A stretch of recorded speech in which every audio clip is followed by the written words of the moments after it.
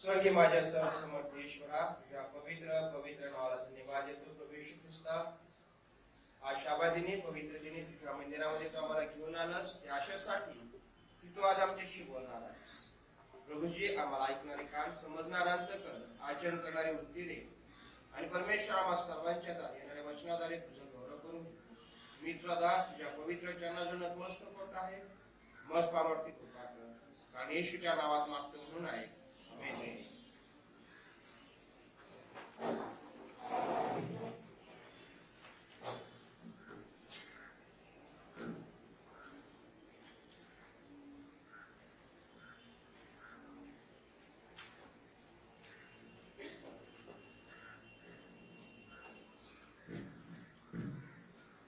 पुन्हा एकदा आज या सुंदर सकाळी मी आपलं सर्वांचा येशूच्या नावामध्ये स्वागत करत आहे. देव चांगला आहे याचा अनुभव आम्ही रोज घेतो आणि या अगदी वर्षाच्या डिसेंबरच्या अगदी पहिल्या शनिवारमध्ये आहोत आणि 2 आठवडे किंवा 3 आठवड्यानंतर अगदी वर्ष संपेल आणि नवीन वर्षामध्ये आम्ही बघा टाकतो. मग देवाचे आम्ही किती आभार मानायला असा प्रश्न आहे ना. आणि तेवढंच नाही तर आज आम्ही जिवंत आहोत. सगळ्यात मोठा आशीर्वाद तर हा आहे. बऱ्याचशा लोकांना आजचा दिवस पाहावयास मिळाला की नाही माहिती, परंतु दवाखान्यामध्ये आम्ही जर भेट दिली तर तुमच्या लक्षात येईल प्रियांनो की सकाळ कधी होईल, सूर्य केव्हा उगेल आणि नवीन कपडे घालून किंवा नवीन बेडशीट बदलून आम्ही बिछाण्यावरती केव्हा बसू, हे प्रत्येक पेशंटचं स्वप्न असतं. आणि विशेष करून जे दवाखान्यामध्ये आहे, ज्यांचं ऑपरेशन झालेलं आहे, जे ऑपरेशन थिएटर मधून बाहेर येतात ते अनकॉन्शियस असतात. त्यांना भूल दिलेली असते 10 मिनिट, 30 मिनिट, 40 मिनिट किंवा 4 तास, जो काही पिरियड असेल त्याचा. आणि जास्त जर भूल दिली इज इक्वल टू मरण, किंवा कमी दिली धोका, दोन्ही साईडला धोका आहे. परंतु ऑपरेशन थिएटर मधून आल्यानंतर त्या पेशंटकडे डॉक्टरांचं जास्त लक्ष असतं, ज्याने ऑपरेशन केलं. सोबत त्याचं जर केलं तर बायकोचं लक्ष असतं, मला नवरा कधी ठिकाणी हवी, किंवा बायकोचं जर झालं तर त्या ठिकाणी पहिला पती आणि लेकरं आणि मग बाकीचे. शुद्धीवर केव्हा माणूस येईल.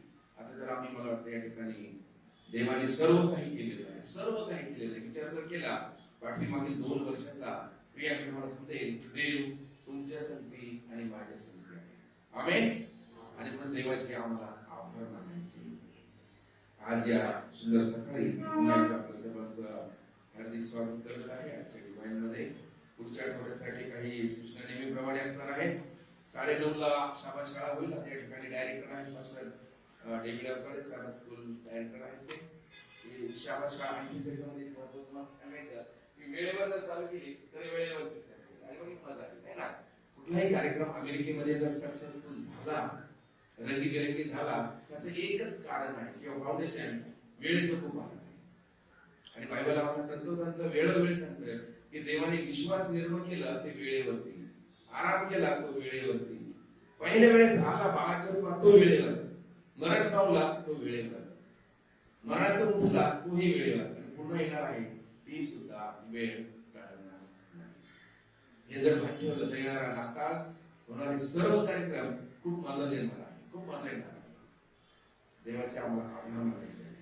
आणि म्हणून आज आमच्या मध्ये काही पाहुणे आहेत, आम्ही तुमचा आभार मानतो. आमच्याकडे आजोबा आहेत, उत्तमचे ग्रासवले, बऱ्याच वेळेस ते आजारी असतात. आज तुम्हाला लोकांना कोपरगाववरून, शिर्डीवरून आमच्या आंटी आहेत, नानासाहेब मम्मी, तुमचं आम्ही स्वागत करतो. आणखी पाहुणे जर कोणी असेल तुमचं विशेष आम्ही पाहुणे मंडळीमध्ये स्वागत करतो. सूचना नेहमी असणार आहे. 9:30 ला शाळा चालू होईल, 10 वाजता धडा होईल, 11 वाजता डिवाइन होईल. आणि वुमन्स मिनिस्ट्रीला विनंती आहे की नाताळाची जी तयारी करायची, लेकरांची स्किट किंवा लेडीज चेअर सुटल्यानंतर थांबा, किंवा मग बुधवारी सांगायचं काय यायला,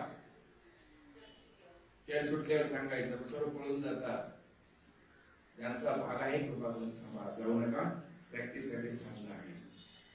त्यानंतर आता महत्वाच्या सूचना देत आहे, काळजीपूर्वक सर्वांनी दोन्ही कान उघडे करून ऐका. 18 तारखेला प्रभू भोजन आहे, तर त्याच्यामध्ये एक शाबत येत आहे, म्हणजे येणार 11 तारखेला चर्च बोर्ड इलेक्शन आहे. ज्यांनी गेलं वर्षभर सांभाळलं, 2 वर्ष सांभाळलं, त्यांच्या आम्ही आभार मानणारच आहोत. परंतु आपल्यापैकी जे बसलेले आहात ज्यांना संधी मिळाली नाही या चर्चच्या पवित्र कार्याला हातभार लावावा. ट्रेजरर असेल, डिकन असेल, डिकन्स असेल, क्लर्क असेल किंवा कुठलाही पद असेल, ज्यांनी आतापर्यंत सहकार्य केले त्यांचे आभार मानतो. आणि होणारं जे इलेक्शन बोर्ड आहे ते या ठिकाणी डिव्हाइन सुटल्यानंतर एक 10 मिनिटांमध्ये आतापर्यंत जे झालं ते संडेला किंवा मध्ये त्याच्यामुळे प्रतिसाद मिळत नाही, प्रेझेंट खूप कमी असते. आणि मग यावेळेस जे चेक बोर्ड असणार आहे डिव्हाइन नंतर पुढच्या आठवडी एक 10 ते 15 मिनिटात बोलत नाही. आपण सर्व मोठी माणसं आहोत, आपल्याला लहान कोणीच नाही. पण ज्याची इच्छा होत असेल की देवाचं पवित्र कार्याला हातभार लावायचं किंवा चर्चेच्या उन्नतीसाठी जगायचं, तिला किंवा त्याला मोकळीक आहे.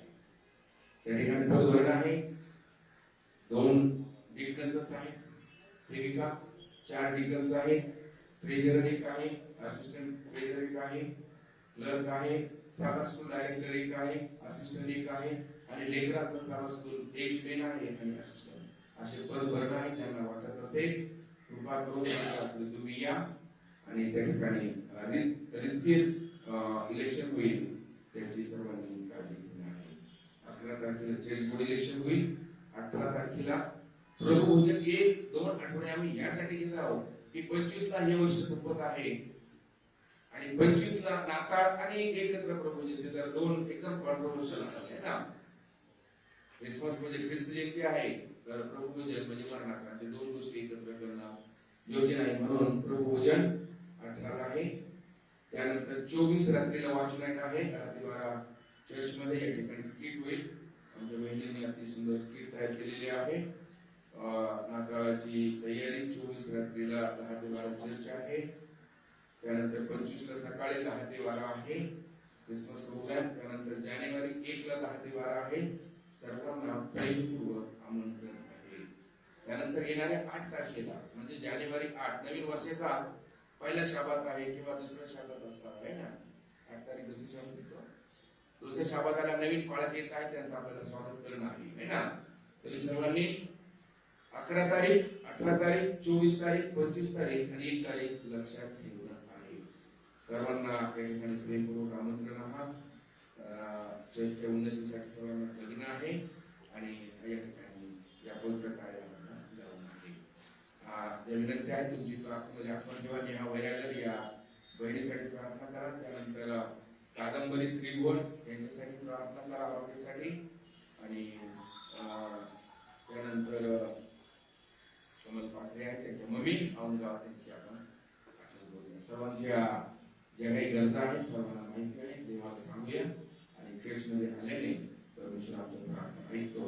एक दोन्ही आणि म्हणून आज पुन्हा एकदा या दिवाळी सर्व्हिसमध्ये मी आपल्या सर्वांचं स्वागत करतो. आजची भक्ती चालू करण्यासाठी आपण सर्वजण गीत नंबर 10 ने आपण चालू करतो. गीत नंबर 10 चर्च नंबर राष्ट्रानो या नमया देव गीत नंबर 10. राष्ट्रानो या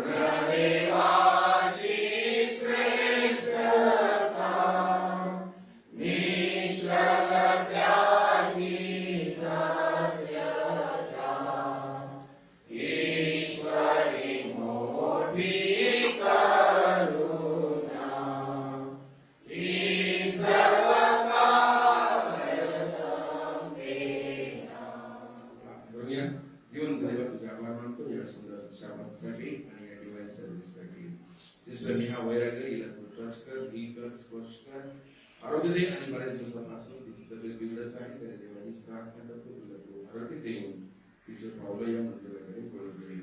त्यानंतर आपली दुसरी बहीण कादंबरी त्रिभुवन यांच्यासाठी आम्ही विशेष मागतो. अनेक दिवसापासून देवा ते हे बरे वाटत नाही, आजारी आहे. त्या बहिणीला तू स्पर्श कर, टच कर, ही कर आणि बरं वाटू दे. सोबत त्यांची सुनबाई पुन्हा त्रिभुवन या तरुणीसाठी सुद्धा मागतो देवा. त्या उभारल्याला लागणारा आशीर्वाद दे. लग्नाला बरेच दिवस झाले आणि आई वडिलांच्या अपेक्षेमध्ये ते आहेत देवा. जे आम्हाला कठीण अवघड वाटतं तुझ्यासाठी सरळ आणि सोपं आहे. आणि म्हणून पुन्हा तिचे मिस्टर यांना तो आशीर्वाद दे आणि त्यांच्या प्रश्नाला उत्तर देऊन त्याला विशेष प्रकारे तो आशीर्वाद कर. सोबत असलेले सेवक राष्ट्रपती मिळापर्यंत तुझ्या बोलत असताना येणारा प्रत्येक शब्द हा तुझ्यापासून असू दे. तर समजणार बनते आणि चालणारे वागणारे ख्रिस्ताच्या नावाने प्रार्थना करू.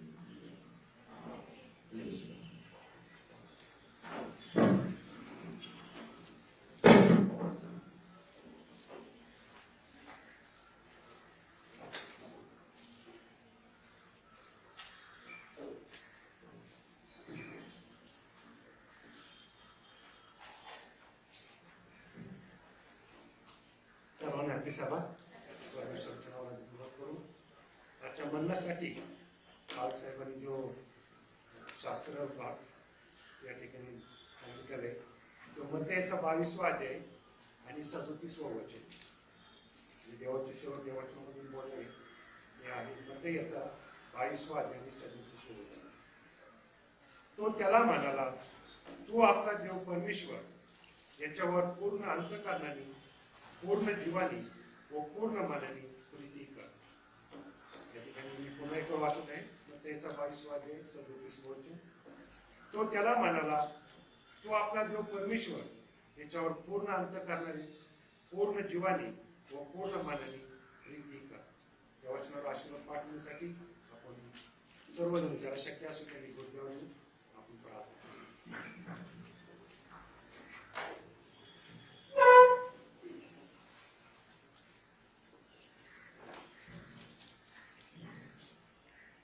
हे आमच्या स्वर्गातील थोर महान पवित्र परमेश्वर बापा, गेल्या आठवड्याभर तू आम्हाला सांभाळून माझ्या पवित्र शाबा दिवशी तुझ्या मंदिरामध्ये आम्ही तुझी भक्ती, तुझी स्तुती, गौरव करण्याची तिची काय सुंदरशी संधी प्रभू तू आम्हाला दिलीस. त्याबद्दल आम्ही तुझे धन्यवाद करतो, तुझे उपकार करतो. खरोखर प्रभू आम्ही पापी बापा, आमच्या पापाची देणी तुम्ही क्षमा करणार. आजपर्यंत प्रभू आमच्या ज्या काही चुका झाल्या असतील, आमच्या जे काय पाप घडले असेल त्याची देणी तुम्ही क्षमा कर बापा. आणि शाबा दिवशी प्रभू आम्हाला प्रत्येकाला स्वच्छ आणि निर्मल असं विशेषतः प्रभू वर्षभर की बापा तो आम्हाला उत्तम प्रकारे सांभाळलेस. आणि वर्षाच्या शेवटच्या महिन्यामध्ये डिसेंबरमध्ये तो आम्हाला सर्वांना सुखरूपपणे घेऊन आलास. त्याबद्दल तुझे धन्यवाद करतो. मागील 2 वर्ष प्रभू जे काय प्रभू या संपूर्ण जगामध्ये बापा जे काय हा महारोग आलेला होता बापा प्रभू या प्रत्येक आजारापासून तू प्रत्येक वेळेला सुरक्षित केलेले, सांभाळ केलेले, त्याबद्दल प्रभू आम्ही तुझे आपला धन्यवाद आणि उपकार मानतो. आज प्रभू जे काय तू आम्हाला हे जीवन दिलेले बाबा या जीवनाचा उपयोग आम्ही केवळ तुझ्या कार्यासाठी, तुझ्या सेवेसाठी आम्ही वाहून द्यावा. हो बाबा तू आमच्या प्रत्येकाच्या मनाचा अंत करण्यासाठी आम्ही देवा. यावेळेस प्रभू ज्या ज्या बहिणींसाठी प्रार्थना केलेल्या बापा ज्या आजारी दुखण्यामध्ये बापा तुझ्याकडे प्रार्थना करतो प्रभू. तुझ्या दयेचा, तुझ्या कृपेचा हात त्यांच्यावरती येऊ दे. तुझ्या आरोग्याच्या हाताने त्यांना तू स्पर्श कर बाबा. आणि जे काही त्यांच्या जीवनाचे आजार असतील बाबा ते सर्व दूर करून त्यांना तू पुणे कर. तुझ्या मंदिरामध्ये आम्ही तुझी भक्ती, स्तुती, गौरव करण्यासाठी त्यांना तुझ्या उभा कर. विशेष करून प्रभू आम्ही तुझे धन्यवाद करतो, तुझे उपकार मानतो बापा. आमच्या आजोबा तू मासवले बापा मागील बरेच काही दिवस प्रभू त्यांच्यावरती अनेक त्रास आले होते आणि संकट आले होते बाबा. त्या प्रत्येक संकटामधून प्रभू त्यांचे तू रक्षण केलंस, त्यांची तू काळजी घेतलीस. आणि आज प्रभू तुझ्या मंदिरामध्ये आणून प्रभू तुझ्या भक्तीमध्ये त्यांनी पुन्हा एक बाबा समाविष्ट झालेलेस. त्याबद्दल आम्ही तुझे धन्यवाद करतो, उपकार मानतो बाबा. हीच प्रार्थना करतो प्रभू की त्यांचं पूर्ण आयुष्य देखील बाबा त्यांची संख्येला तुझ्या देवताचं समर्पण त्यांच्या अवतीभोवती ठेवून त्यांचं पुढील आयुष्य बाबा त्यांना तू आशीर्वादित कर. हीच आम्ही तुझ्यासाठी प्रार्थना करतो बाबा. आज प्रभू तुझ्या वचनामधून तुझे भक्त पाठला रावकडे बोलत असताना प्रभू त्यांच्या जिभेला त्यांच्या वचनातून स्पर्श कर. त्यांच्या मुखामधून निघणारा प्रत्येक शब्द प्रभू आमच्या आध्यात्मिक वाढीसाठी लाभदायक हो असं तू होते बाबा. प्रत्येकाच्या मनाचा प्रत्येकाच्या अंतकरणासाठी आवड प्रार्थना करतो प्रभू. आमच्या मंडळीची वाढ भरभराट प्रभू तुझ्या दयेमध्ये तुझ्या कृपेमध्ये दिवसेंदिवस चांगला करू दे. येणाऱ्या दिवसामध्ये बाबा डिसेंबर मध्ये वर्षामध्ये जे काही कार्य होणार बाबा ते सर्व प्रभू तुझ्या आशीर्वादामध्ये पार पाड. लागणाऱ्या प्रत्येक गोष्टी प्रभू तुझ्या स्वर्गीय भांडारामधून या ठिकाणी प्रभू आमच्या झालेल्या सर्व पापाची अपराधाची तू यावर क्षमा कर. जसं आतापर्यंत तू आमचा सांभाळ केला असेल तू पुढे देखील तू आमची काळजी घे. ख्रिस्ताच्या प्रियाने गोड नावाने मागतो म्हणून तो आहे.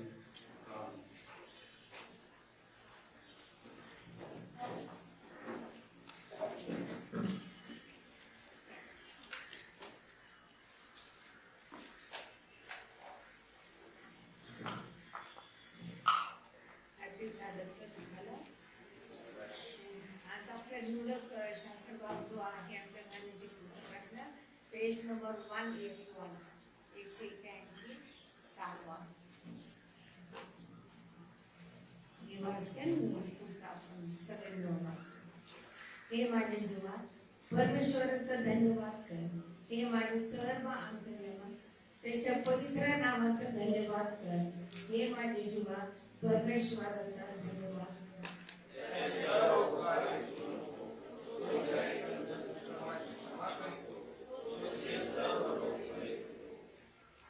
तो तुझा जीव विनाश गतीतून उधारितो. तो तुला दया व करुणा याचा मुकुट घालतो. तो तुझे आयुष्य उत्तम पदार्थ नियुक्त करीतो. म्हणून तुझे तारुण्य गरुडासारखे नवे होते.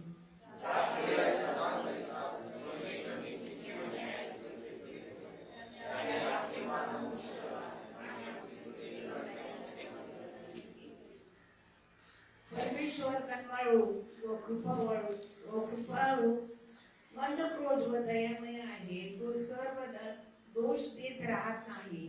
तो आपले क्रोध सर्व काळ राहू देणार नाही. आमच्या पातकाचे मानाने त्यांनी आमचे पारिप केले नाही. त्यांनी आमच्या दुष्कर्माच्या मानाने आम्हास प्रतिफळ दिले नाही. कारण जसे पृथ्वीवर आकाश फार उंच आहे तशी त्याची दया त्याच्या भय धरणाऱ्यावर विपुल आहे.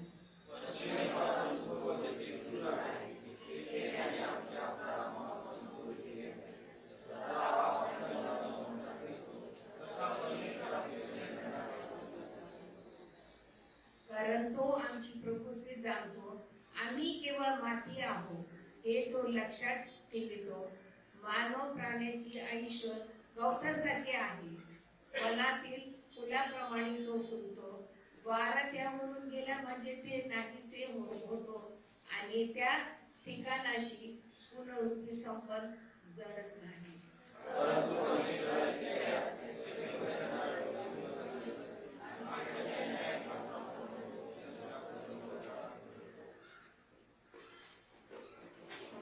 बसले ठिकाणी सगळेजण मान वापरून प्रार्थना. हे माझे सर्व सामर्थ्य तो प्रभू परमेश्वर बाबा तुझ्या नावाला मी धन्यवाद देतो. तुझी स्तुती करतो. माझ्या राजा तू आम्हाला आठवडाभर सांभाळून पुन्हा हा पवित्र शाबत आमच्या प्रत्येकाच्या आयुष्यात तू जोडलास. धन्यवाद देते. तुझे उपकार मानते बाबा. हे तुझ्या पवित्र मंदिरात गोळा झालेले प्रत्येक लहान थोर बाबा प्रत्येक बाबा तुझ्या लेकरांना तुझ्या पवित्र हातामध्ये देते. प्रत्येकाचा ताबा तू घे. प्रत्येकाला तुझ्या आशीर्वादाने आशीर्वादित तू कर. जे माझे पवित्र बाबा येऊ शकले नसेल त्यांची आडी अडचण तू जाणतो. त्यांची आडी अडचण दूर करो. त्यांनी तुझ्या मंदिरात येण्यास त्यांचे मार्ग तू मोकळे कर. हो माझे पवित्र बाबा आजच्या पवित्र शाबताची गोष्टी तू राखून ठेवलेले प्रत्येक आशीर्वाद आम्ही प्राप्त करून घेणारे तू आम्हाला बनव आणि होऊ दे आमच्या प्रत्येकाकडून तुझंच गौरव. तू मागण्याने कारखान्याच्या भीक देणारा बापीस ही नम्रतेची प्रार्थना माझ्या तारणाऱ्या येशूच्या द्वारे मागतो.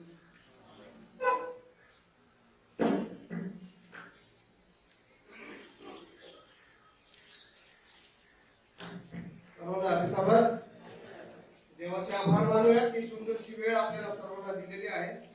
तुम्ही उभं राहिलं म्हणजे आपल्या सर्वांना माहिती आहे की पुढचा प्रोग्राम काय आहे. परंतु त्या अगोदर परमेश्वराला आपण मी मागे सांगितलं आपण काही देऊ शकत नाही. त्याच्या सेवा करण्यासाठी सुंदरशी संधी आहे. आपलं जीवन व्यर्थ घालवायचं का देवामध्ये व्यथित घालायचं, एक सुंदरसं छोटस उदाहरण आपल्या पुढे सादर करतो. ब्रिटनची राणी व्हिक्टोरिया ही धार्मिक स्त्री, आणि ही असताना ती नेहमी काय करायची, लहान कुटुंबामध्ये गावामध्ये साधारण कपडे घालून जायची. एकदम साधारण, की कसं चाललंय माझ्या गावामध्ये, कसे लोक आहेत, कसे नाही आहेत, कोणत्या परिस्थितीमध्ये आहे.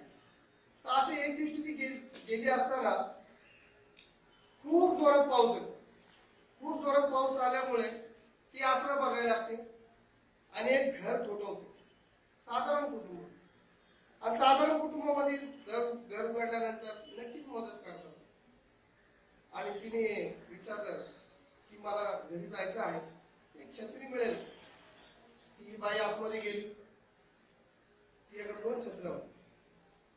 दोन्ही छत्र्या बघितल्या, एक चांगली व्यवस्थित आणि एक थोडी तुटकी फुटकी.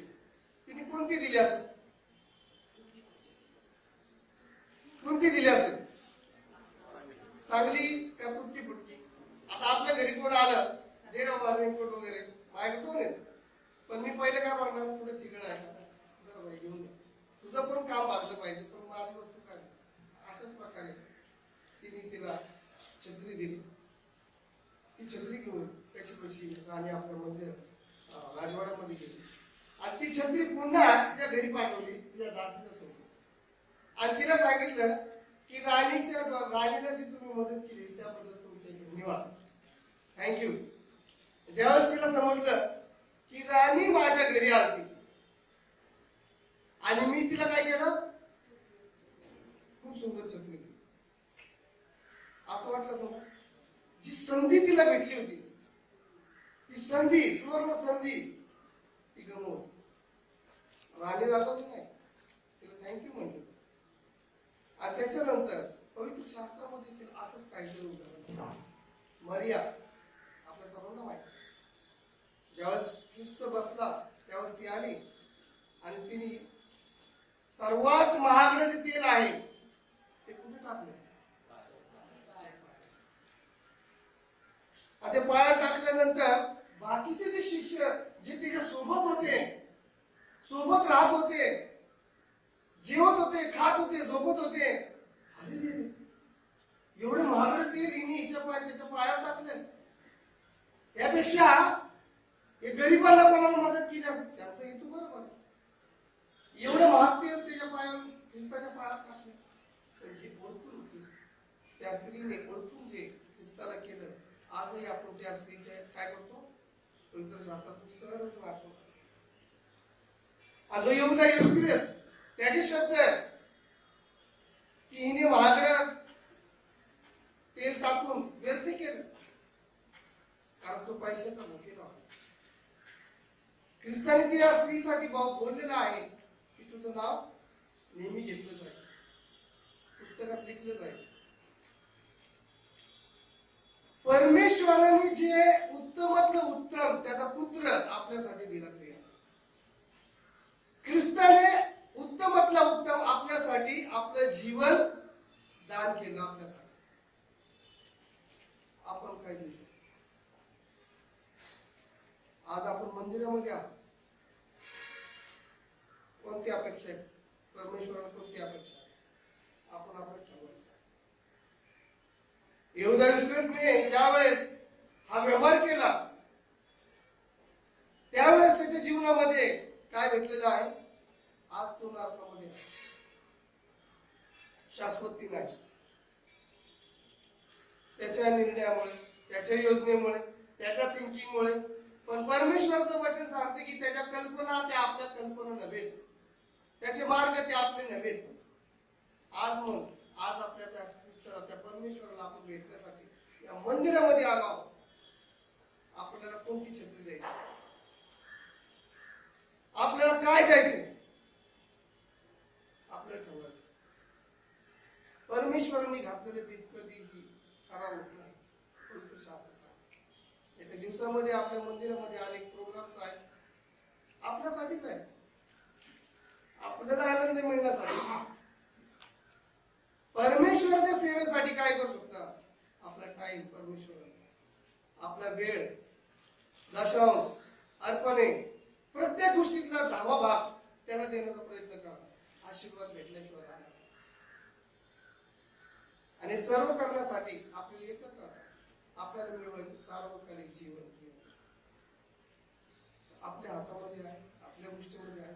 विनंती करत की आतापर्यंत जे जानेवारी पासून ते डिसेंबर पर्यंत आतापर्यंत आपले जे काही गोल, जे काय दशांश ठेवलेला असेल, राहिलेला असेल, पवित्र भांडारावर टाकूया आणि देवाच्या सेवेसाठी आपण कार्य करू. विनंती करत की यावेळेस सेवक पुढे येतील आणि दान गोळा करतील, दशांश अर्पणे, विशेष अर्पणे. आणि यावेळेस आपण गीत गाऊया, पैसा देतो,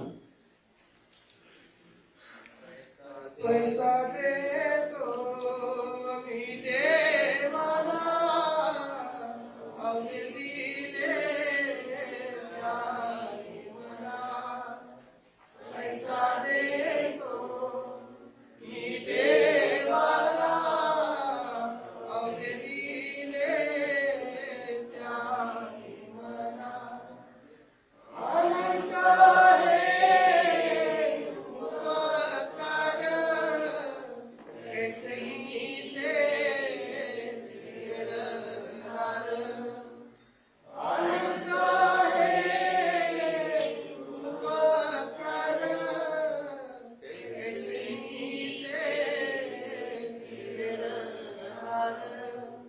पैसा देतो मी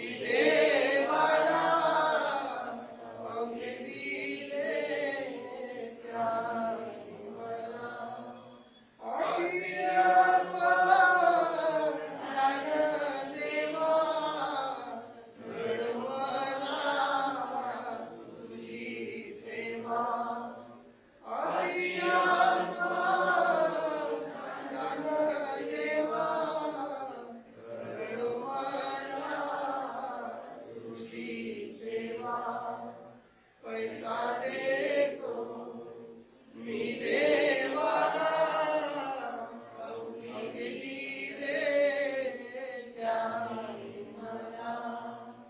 पैसा देतो मी देवाला, अवघे दिले त्याने मला.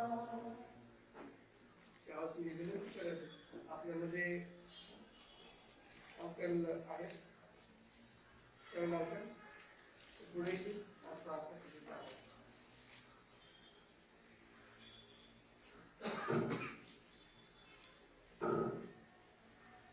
सर्वजण आले.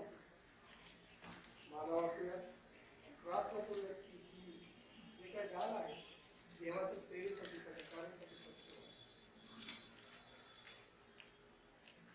आपण प्रार्थना करूया.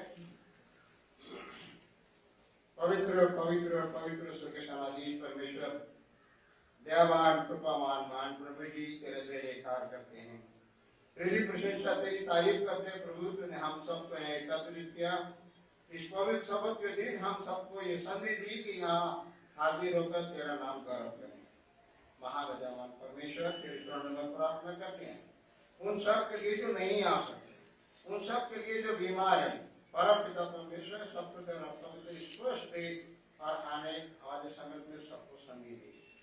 इन भाइयों ने अपनी कमाई से तेरे लिए दासमान दिया है, अर्पण दिए हैं. परम पिता परमेश्वर, उन सबको आशीर्वादित कर, सबको दिन दुगना रात दुगना उन्नति दे, तरक्की दे, बरकत दे, ताकि प्रभु जी भी हमेशा आनंदित पाए और तेरे घर में पहुंच कर तेरी और दान अर्पण ला, ताकि प्रभु जी तेरा काम इसे आगे की ओर बढ़ता जाए. इसको आशीर्वादित कर, स्वीकार कर और सबको आशीर्वादित कर. हमारे पापों की क्षमा कर. सभी प्रार्थना प्रभु यीशु मसीह के चरणों में पेश करते हैं, सुनो स्वीकार कर. आमीन.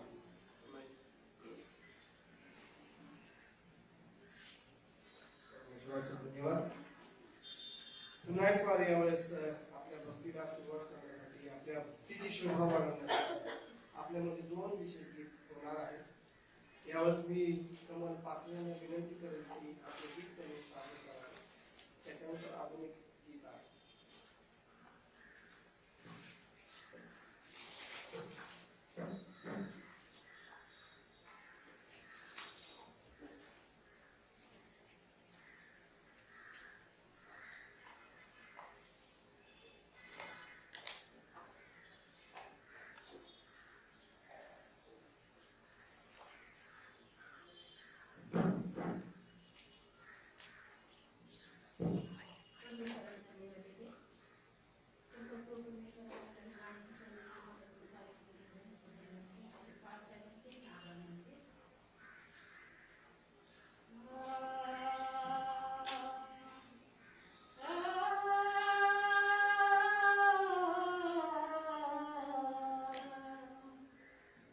माझं काही नाही दिवा,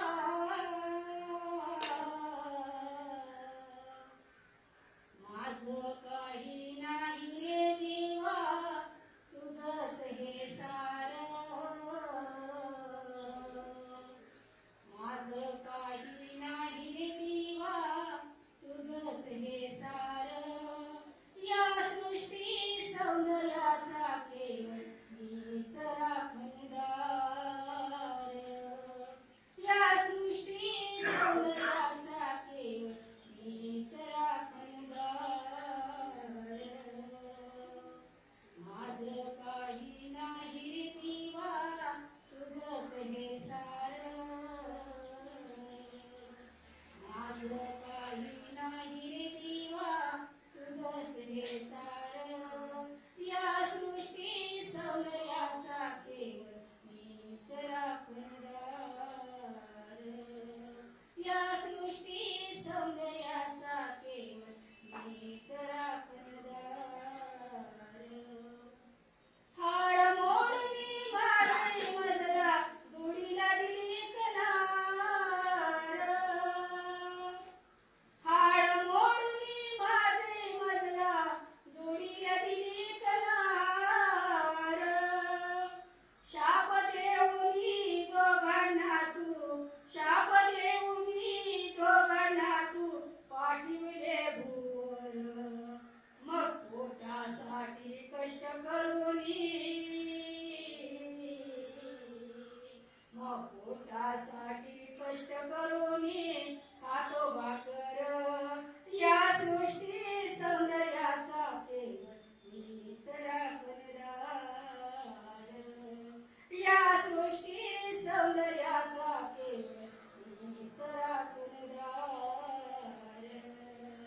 माझं नाही काही रे दिवा, तुझंच हे सार. या सृष्टी सौंदर्याचा केवळ मीच राखणदार. या सृष्टी सौंदर्याचा केवळ मीच राखणदार. माझा मजला कळला नाही आयुष्याचा खेळ. माझा मजला कळला नाही आयुष्याचा खेळ. कधी अचानक आणि भयानक, कधी अचानक आणि भयानक येईल मजवर वेळ. कधी अचानक आणि भयानक येईल मजवर वेळ. कमावलेली सारी कमाई, कमावलेली सारी कमाई इथेच राहणार. या सृष्टी सौंदर्याचा केवळ मीच राखणदार. या सृष्टी सौंदर्याचा केवळ मीच राखणदार. माझं काही नाही रे देवा, तुझंच हे सार. माझं काही नाही रे देवा, तुझंच हे सार. या सृष्टी सौंदर्याचा केवळ मीच राखणदार. या सृष्टी सौंदर्याचा केवळ मीच राखणदार.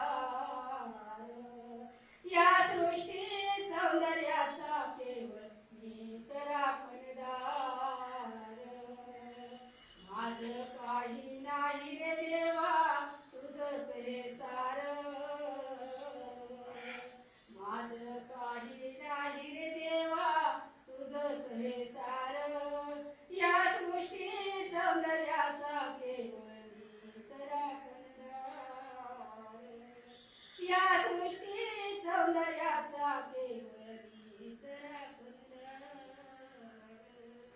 या सृष्टी सौंदर्याचा केवळ मीच रे सुंदर.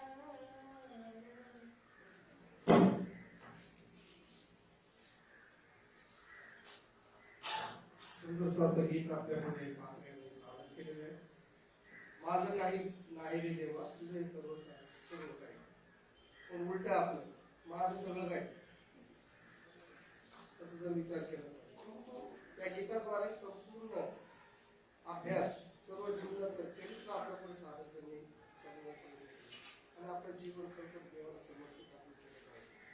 आज मी पुन्हा एक वेळा विनंती करेल, आपल्यामध्ये साबळे कमल साबळे आहे, खूप दिवसानंतर ते गीत आपल्या पुढे सादर करतात. त्यांचा खूप छान असा आवाज आहे. विनंती करेल.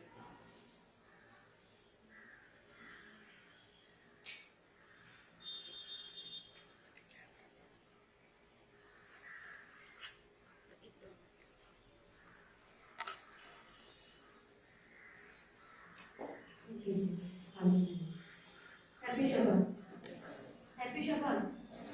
माझ्या बरोबर आनंद करा. कारण प्रभू येशूने मला जिवंत ठेवलेलं आहे. स्तोत्रसंहितेचं 30 अध्याय आणि त्यातली वचन वरती हेडिंग आहे, मृत्यूपासून झालेल्या बचावाबद्दल उपकार स्तुती. मृत्यूपासून झालेल्या बचावाबद्दल उपकार स्तुती. अक्षरशः मी मेले असते, पण पुढचे वचन मी वाचवलं ते, हे परमेश्वरा, मी तुझी थोरवी गाईन, कारण तू माझा उद्धार केला आहे. तू माझ्या वैऱ्यास माझ्यावर हर्ष करू दिला नाही. हे परमेश्वरा, माझ्या देवा, मी तुझा धावा केला आणि तू मला रोगमुक्त केले. हे परमेश्वरा, तू माझा जीव अधोलोकातून वर काढला. गर्तेत पडलेल्यामधून तू मला जिवंत राखले. परमेश्वराने माझे ऐकले. परमेश्वराने मला सहाय्य केले.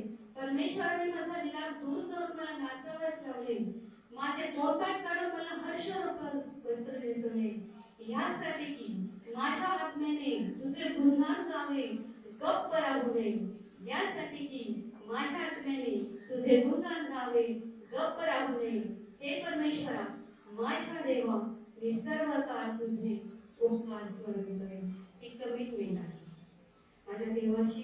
पहिली होती, आताही होती आहे, होती आहे आणि मरेपर्यंत राहणार आहे. आणि म्हणूनच या जीवनाचा अर्थच मागच्या याच्यामध्ये काहीच नव्हता, परंतु हे जे जीवन माझ्या येशूने मला दिलेलं आहे, जे जिवंत राखलेलं आहे, फक्त देवाचा आनंद करण्यासाठी आणि त्याला उंच करण्यासाठी असते. मेरे जीवन का मकसद तू है, मेरे जीने का कारण तू है. मैं जीऊं या मरूं वो तेरे लिए है, तू मेरा यीशु. मेरे जीवन का मकसद तू है, मेरे जीने का कारण तू है. मेरे जीवन का मकसद तू है,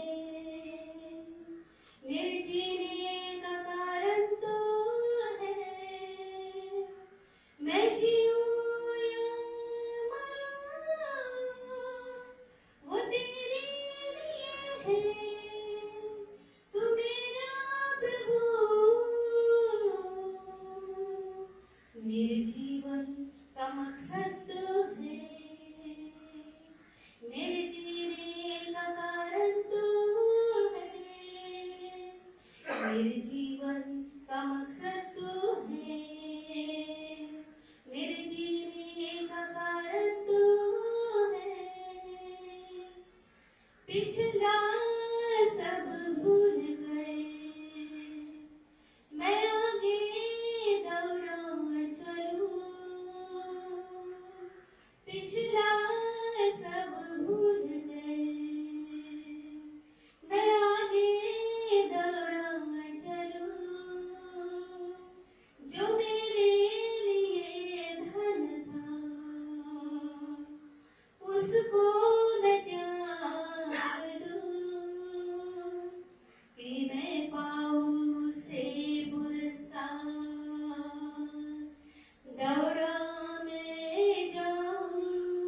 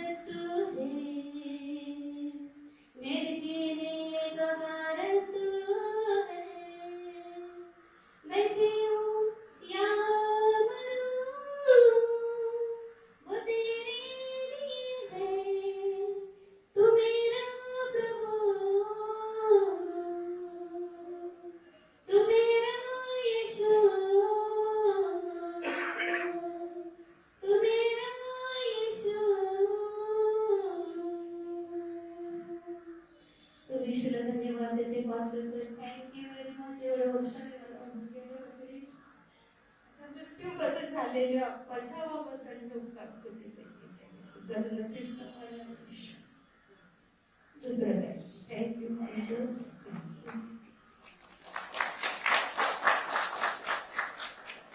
फार सुंदर आपल्याकडे चालू केलं. आणि खरोखर त्या फार आदर होत्या आणि त्यांचा विश्वास असा आहे की परमेश्वराने त्यांना त्याच्यातून बाहेर काढले.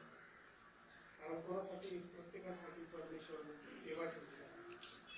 तर त्यांचे मी मनोगत आभार मानतो. नाही तर राहुलचे आभार मानले की सुद्धा पास्टरच्या ऑफिसमधून आणि चर्चच्या वतीने आपण सर्वांनी धन्यवाद यांच्या. हे जे नाव वाचत आहे हे नाव याच्यासाठी वाचत आहे की चर्च सुटल्यानंतर या लोकांनी पाठीमागे 5 ते 10 मिनिटात थांबणं आहे. संगीता खंडागळे, तृप्ती मनीष निकाळजे, आशा जोसेफ कसबे, आशा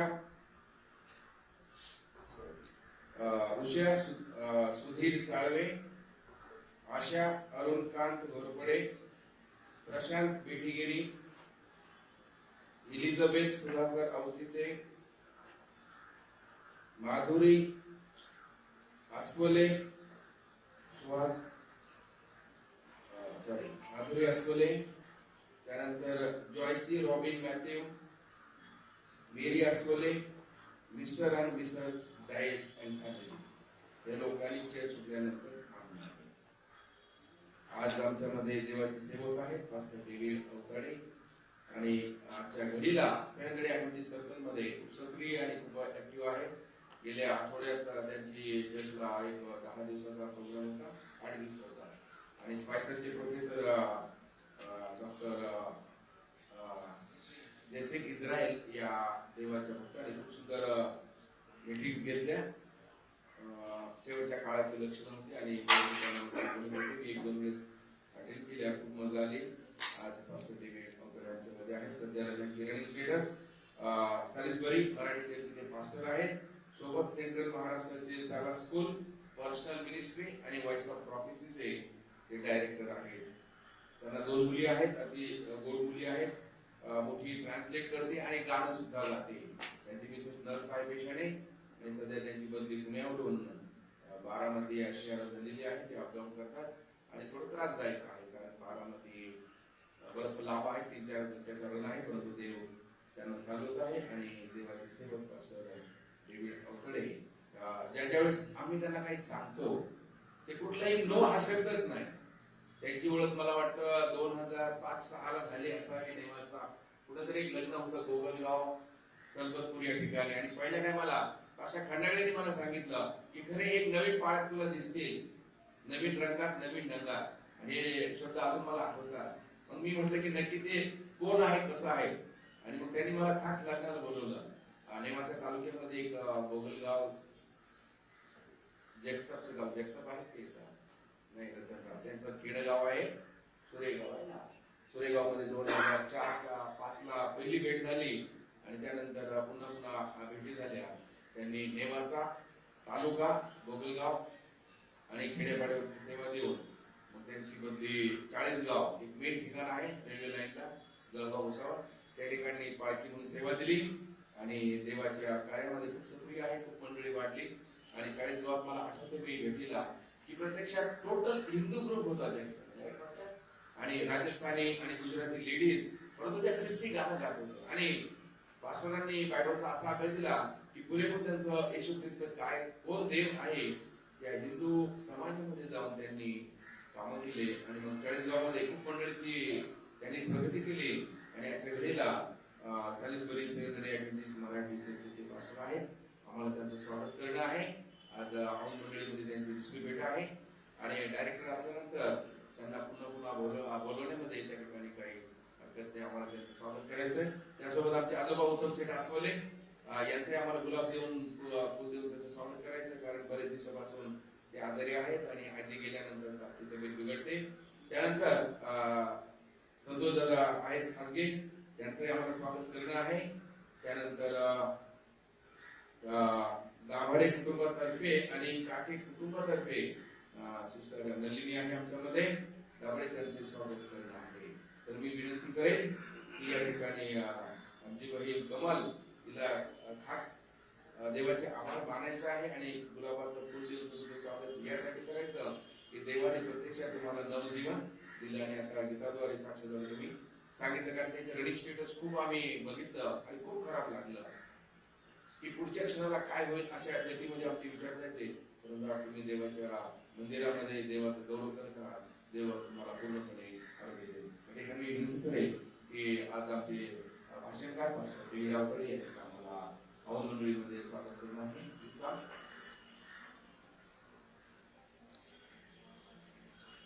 टाळ्या वाजवूया आपण. त्यानंतर कमल प्लीज कम. त्यानंतर उत्तम सेठ आजोबा येतील. संतोष दादा फाळके फोटो करून घ्या.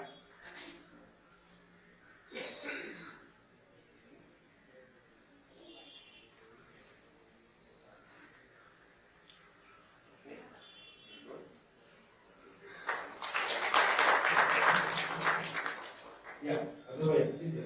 उत्तम सेठ असं त्यानंतर संतोष दादा आज प्लीज कम.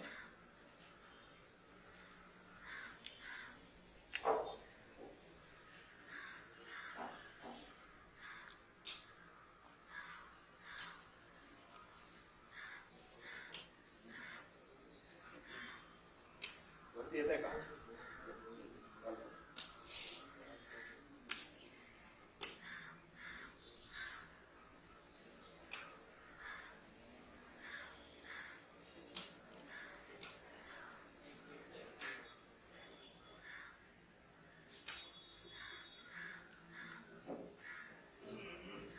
काय आवाज येतो?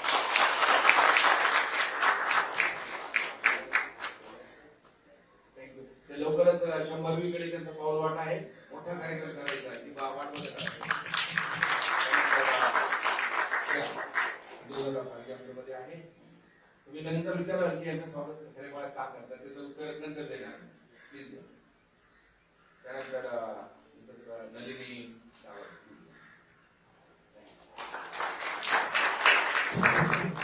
प्लीज का.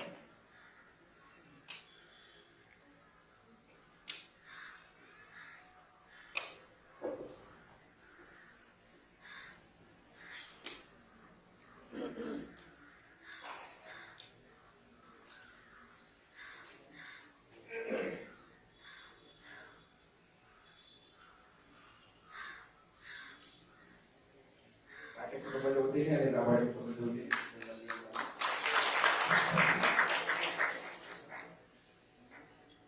या सूचनेनंतर ज्या लोकांचे नाव मी वाचले पुन्हा एकदा वाचत आहे आणि पुढील वेळ पास्टर देवी रावकडे यांना देत आहे.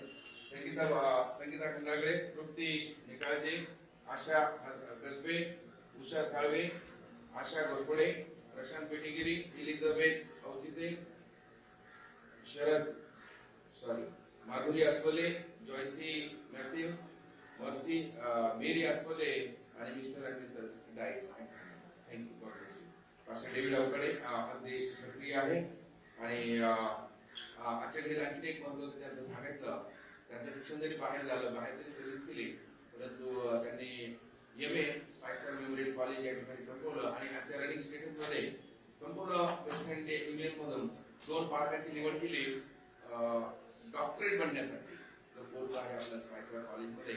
आणि सध्या सेंट्रल महाराष्ट्राच्या वतीने एक सचिन वाघमारे आहेत कासवाडी आणि सालेश्वरी पार्क. ते लवकरच जी काही डिग्री असते ती डॉक्टरेट ती लवकरच संपादन करतील. पुढच्या 1-2 वर्षाचा कोर्स आहे आणि या वर्षी नुकतंच जी मीटिंग घडली किंवा घडली त्या मीटिंग मध्ये त्यांचं नाव फॉरवर्ड करून जो काही खर्चदायक बाब आहे ते डिव्हिजन, युनियन आणि सेक्शन त्यांना मदत करेल.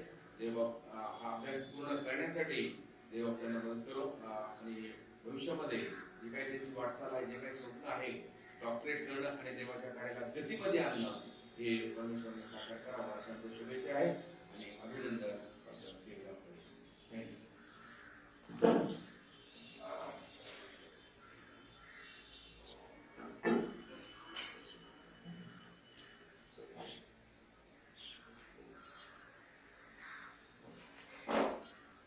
अभिसावत परमेश्वराच्या पवित्र नावाला धन्यवाद देतो मी आजच्या सुंदरशा वेळेबद्दल. मी सर्वांचेच आभार मानत आहे ज्यांनी आज पवित्र भक्तीमध्ये सहभाग घेतलेला आहे. गीतांच्या द्वारे, पवित्र शास्त्र वाचनाच्या द्वारे, साक्षीच्या द्वारे आणि त्याचप्रमाणे मंडळीचे पाळक साहेब पास्टर खरे सर यांचे सुद्धा मी आभार मानतो. त्यांनी माझं आणि आम्हा सर्वांचं स्वागत केलेलं आहे त्याबद्दल. आणि सर्व मंडळीचे वडील वर्ग सर्वांचे आभार मानत आहे की आज मला या ठिकाणी देवाच्या वचनातून बोलण्याची संधी मिळालेली आहे. प्रियानो, सर्वात मोठी गोष्ट आणि सर्वात महत्वाचं म्हणजे परमेश्वराचे आभार मानूया. मी स्वतः मानेन याच्यासाठी की आम्ही पुन्हा एकदा मंदिरामध्ये बसू शकत आहोत. त्याबद्दल देवाच्या नावाला धन्यवाद असो. आम्ही लवकरच नाताळाचा सण साजरा करत आहोत. माझा आवाज येतोय शेवटपर्यंत ब्रदर? Okay okay. नाताळ सण काय आहे हे आम्हा सर्वांना माहित आहे. आमचा नाताळ काय आहे.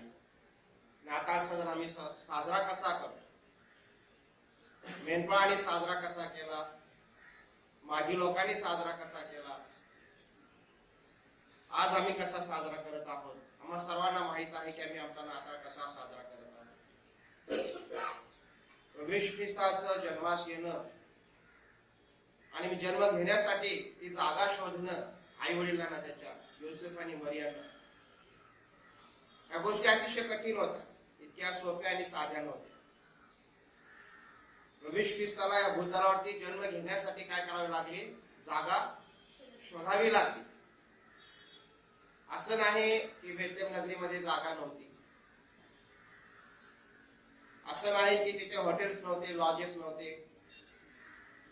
सगळं काही होतं परंतु जागा नव्हती. सर्व फुल होत. एकच ठिकाण त्यांना त्या ठिकाणी मिळालेलं आहे येशू ख्रिस्ताला जन्म घेण्यासाठी.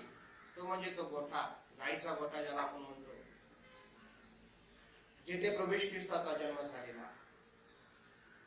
कोणीही अपेक्षा बाळगलेली नव्हती, अपेक्षा केलेली नव्हती. जगाचा उद्धारक, राजांचा राजा, प्रभूंचा प्रभू, तुमचा आणि माझा निर्माता अशा साधारण गायीच्या गोठ्यामध्ये जन्मास येईल.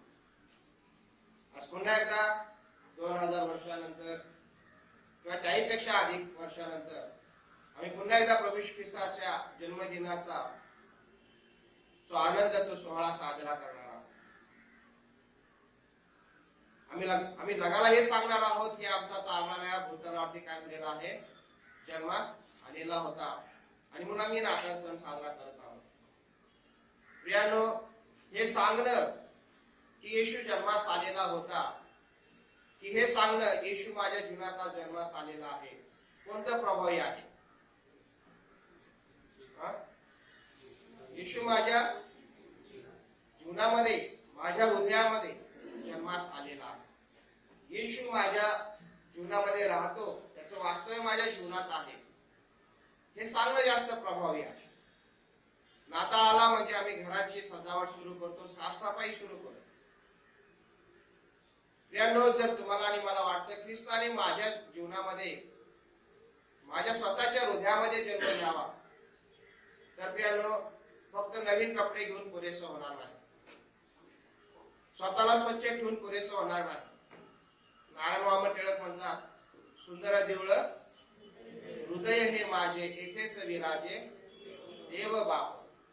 जोपर्यंत माझं हृदय शुद्ध होत नाही, जोपर्यंत माझं हृदय स्वच्छ होत नाही, जोपर्यंत माझं हृदय पूर्णपणे देवाला समर्पित होत नाही, जोपर्यंत मी संपूर्ण हृदयाने, अंतःकरणाने माझ्या देवावरती प्रीती करत नाही, जोपर्यंत मी स्वतःला त्याला वाहून देत नाही, तोपर्यंत माझ्या ख्रिस्ताचा जन्म, माझ्या ख्रिस्ताचं येणं हे माझ्या हृदयामध्ये होणार नाही.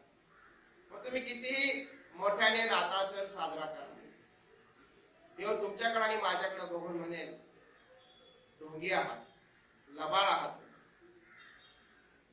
लबाड कुठले? माझा सण साजरा करता? आणि माझा जन्म तरी होऊ द्या अगोदर. माझा जन्मच तुमच्यामध्ये नाही तर कशाला माझा सण साजरा करा? प्रियानो, ख्रिस्ताला तुम्हाला आणि मला ढोंगी म्हणताना भीती वाटणार नाही. कारण की ख्रिस्त अंतःकरण पाहत.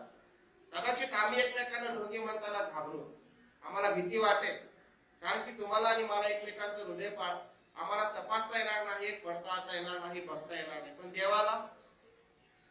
देवाला कसली भीती आहे?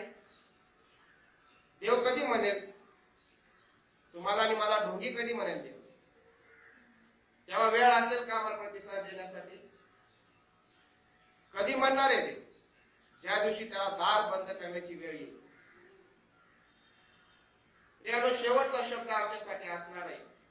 एक तर तो म्हणेल, तू ढोंगी आहेस, तुझी माझी काही ओळख नाही, तुझा माझा काही संबंध नाही. किंवा दुसरी गोष्ट, प्रभू म्हणेल, ये माझ्या पित्याच्या आशीर्वादित हो. हे का? हे जे राज्य तुमच्यासाठी स्थापन केलेलं आहे त्याचा उपभोग. हे दोनच शब्द ऐकण्यासाठी शेवटची भेट माझी आणि ख्रिस्ताची होणार आहे. त्या दिवसापर्यंत मी कशा प्रकारे तयारी करत आहे, माझं अंतःकरण कशा प्रकारे मी स्वच्छ करत आहे, माझ्या ख्रिस्ताला माझ्या जीवनामध्ये साठवून घेण्यासाठी, माझ्या हृदयरूपी सिंहासनावरती त्यांनी विराजमान व्हावं यासाठी मी कोणत्या प्रकारचा प्रयत्न आज करत आहे, त्या गोष्टीची काळजी घेणं, दक्षता घेणं खूप गरजेचं आहे. मागील 2 वर्षभरामध्ये परमेश्वराने आम्हाला दाखवून दिलेलं आहे की त्याच्याशिवाय आमच्याकडे पर्याय नाही. कोरोना आला, कोरोनाने लोकांना पळो की कळो करून सोडलेला आहे. आजही मनुष्य स्थिर नाही. त्या कोरोना गेल्यानंतर म्हणा किंवा थोडासा कमी झालेला आहे प्रभाव असं म्हणूया, कारण की लॉकडाऊन ओपन झालेला आहे. याच्यानंतर प्रियानो, ख्रिस्ती मंडळांमध्ये, ख्रिस्ती जीवनामध्ये, ख्रिस्ती कुटुंबामध्ये, ख्रिस्ती विश्वासधारामध्ये 2 गट त्या ठिकाणी निर्माण झालेले आहेत. हे म्हणायला हरकत नाही. कारण की याच्यानंतर, लॉकडाऊनच्या नंतर सुद्धा ज्यावेळेस आम्ही मंडळांची परिस्थिती पाहतो, त्याच्यानंतर असं म्हणावंसं वाटतं की अजूनही बराच फरक किंवा बराच प्रभाव पडणं अजूनही बाकी आहे. कारण की काही लोक ज्यांनी प्रियानो त्या कोरोनाला सिरियसली घेतलं, कोरोनाला एक इशारा म्हणून घेतलं, ते सुधारले. त्यांनी आपलं अंतःकरण प्रभू येशू ख्रिस्ताला दिलं. त्यांनी ठरवलं की इथून पुढे ईश्वर प्रेम करायचं आणि केवळ ईश्वरच प्रेम करायचं, काही झालं तरी. परंतु आणखीन एक असाही गट आहे जे म्हणाले की आम्ही संघर्ष करून, लढा देऊन, चांगल्या डॉक्टरांकडे जाऊन आम्ही या आजारावरती काय केलेलं आहे? यश संपादन केलेलं आहे. आम्ही काढा पिऊन, व्यायाम करून, कष्ट घेऊन आम्ही या कोरोना आमच्यापासून दूर ठेवलेला आहे. असाही एक गट आहे.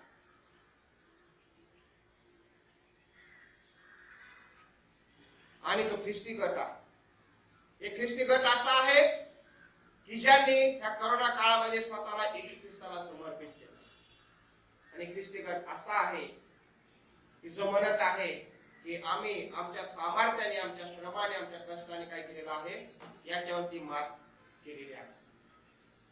आणि म्हणून त्यांच्या जीवनामध्ये आम्हाला फरक पाहायला मिळत नाही. आम्ही सुधारणार नाही. करोना येऊ का करोनाचा बाप येऊ, आम्ही सुधारणार नाही. आम्ही जसे आहोत तसेच राहणार. आमच्यामध्ये फरक पडणार नाही. आणि म्हणून अनेक ठिकाणी अजूनही मंडळांमध्ये अनेक बाका कशा आहेत, रिकाम्या.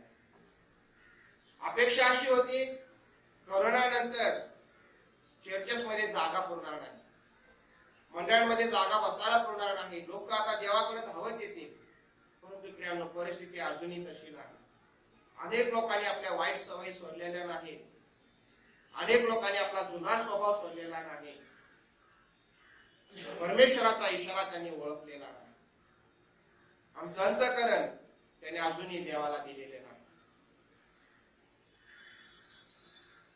आम्ही पाहतो आजची परिस्थिती अशी आहे, घरामध्ये आई आहे परंतु त्या आईकडे मातृत्व राहिलेलं नाही. आई आहे परंतु त्या आईकडे काय राहिलं नाही, मातृत्व राहिलं नाही. कारण की तिच्या मातृत्वाची वेळ तिने दुसऱ्या गोष्टींना दिलेली आहे. प्रत्येक घराघरामध्ये या गोष्टी आहेत. पूर्वीची आई आपल्या लेकरांना जवळ बसून पवित्र शास्त्राचं शिक्षण देणारी आई होती. वचनातून सांगणारी आई होती. लेकराची थोडी जरी चूक झाली तर त्या पवित्र शास्त्रातून त्या लेकराला त्या चुकीबद्दल, ती चुकीची गोष्ट आहे हे सांगणारी आई होती. या मंडळांमध्ये फक्त चांगल्याच गोष्टी आम्हाला सांगायच्या नाहीत, वाईट गोष्टी सुद्धा सांगायच्या. ते अशासाठी की हे वाईट आहे ते कळलं पाहिजे. परंतु आज आई, जी आई घरामध्ये आहे ती आई आज मातृत्व हरवून बसलेली आहे. का? कारण की तिची जागा, तिच्या मातृत्वाची जागा लेकराला जेव्हा आईची गरज आहे, आई दुसऱ्या गोष्टींमध्ये व्यस्त आहे. कदाचित ती मोबाईलवरती आहे, कदाचित ती टीव्ही बघत आहे, कदाचित ती आपल्या मैत्रिणीशी गप्पा मारत आहे. पुरेसा वेळ ते आपल्या लेकरांना देत नाही. ही आजची परिस्थिती आहे. घरामध्ये बाप आहे, परंतु त्या बापाने पितृत्व गमावलेलं आहे. पुरेसा वेळ तो आपल्या लेकरांना देत नाही, दुसऱ्या गोष्टीला तो वेळ देत आहे. घरामध्ये भाऊ आहे, परंतु त्यांनी ते बंधुत्व तो हरवलेला आहे. चांगला मित्र आहे, परंतु त्या मित्राने ते मित्रत्व हरवलेलं आहे. चांगलं वाईट तो आता सांगत नाही. मला काय करायचं, त्याचं जीवन आहे त्याला बघू दे. ह्या गोष्टी हल्ली वाढत आहे. ह्या गोष्टी दिवसेंदिवस वाढत आहे. ज्यावेळेस मागील वर्षामध्ये आजी वारल्या, काय नाव होतं, वसंती आजी वारल्या, त्यावेळेस अनेक लोक प्रेतक्रियेसाठी त्या ठिकाणी आले होते. आणि एक व्यक्ती नॉन एव्हिडेंटिस्ट होती, ख्रिश्चन. मी त्यांना म्हणालो की सर, तुमच्याकडे मंडळ्या भरपूर असतील. त्या गृहस्थाने अतिशय सुंदर उत्तर दिलं, वाळे साहेब, आमच्याकडे खूप मंडळ्या आहेत, खूप ख्रिस्ती लोक आहेत, परंतु ख्रिस्त नाही. काय म्हणाले ते? ख्रिस्ती मंडळ पुष्कळ आहेत, भरपूर सभासद आहेत, भरपूर ख्रिस्ती लोक आहेत, परंतु कोण नाही? ख्रिस्त नाही. मंडळ्या आहेत, मंडळ्या जमतात, मंडळ्या एकत्र येतात, परंतु त्या मंडळांमध्ये ख्रिस्त दिसत नाही. ख्रिस्ताचा स्वभाव दिसत नाही. ख्रिस्ताच्या शरीराची रचना दिसत नाही. ख्रिस्ताचा जो एकोपा दिसत नाही. ती ऐक्यता दिसत नाही. ते प्रेम, ती प्रीती, चांगुलपणा दिसत नाही. कोण कारणीभूत आहे? आज तुमच्या आणि माझ्याबद्दल जर अशी साक्ष लोक द्यायला लागले तर काय व्हायचं? कसे लोक ख्रिस्ताकडे येतील? ह्या गोष्टी कधी घडतात? जसं म्हणालो, जेव्हा आई आपलं मातृत्व विसरते, लेकरं बिघडत जातात. बाप ज्यावेळेस आपलं पितृत्व विसरतो, लेकरं बिघडत जातात. मित्र ज्यावेळेस आपलं मित्रत्व विसरतो, त्यावेळेस मित्र दुरावतात. ज्यावेळेस मंडळ्या ख्रिस्ताला विसरतात, त्यावेळेस त्या मंडळामध्ये तुटी फुटी अनेक भेदभाव त्या ठिकाणी निर्माण होतात.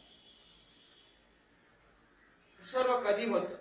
ज्यावेळेस आम्ही पूर्ण समर्पण, आमचं अंतःकरण ज्यावेळेस आम्ही देवाला देत नाही, ज्यावेळेस आम्ही आमच्या देवावरती संपूर्ण जीवाने, संपूर्ण मनाने, संपूर्ण हृदयाने प्रीती करत नाही.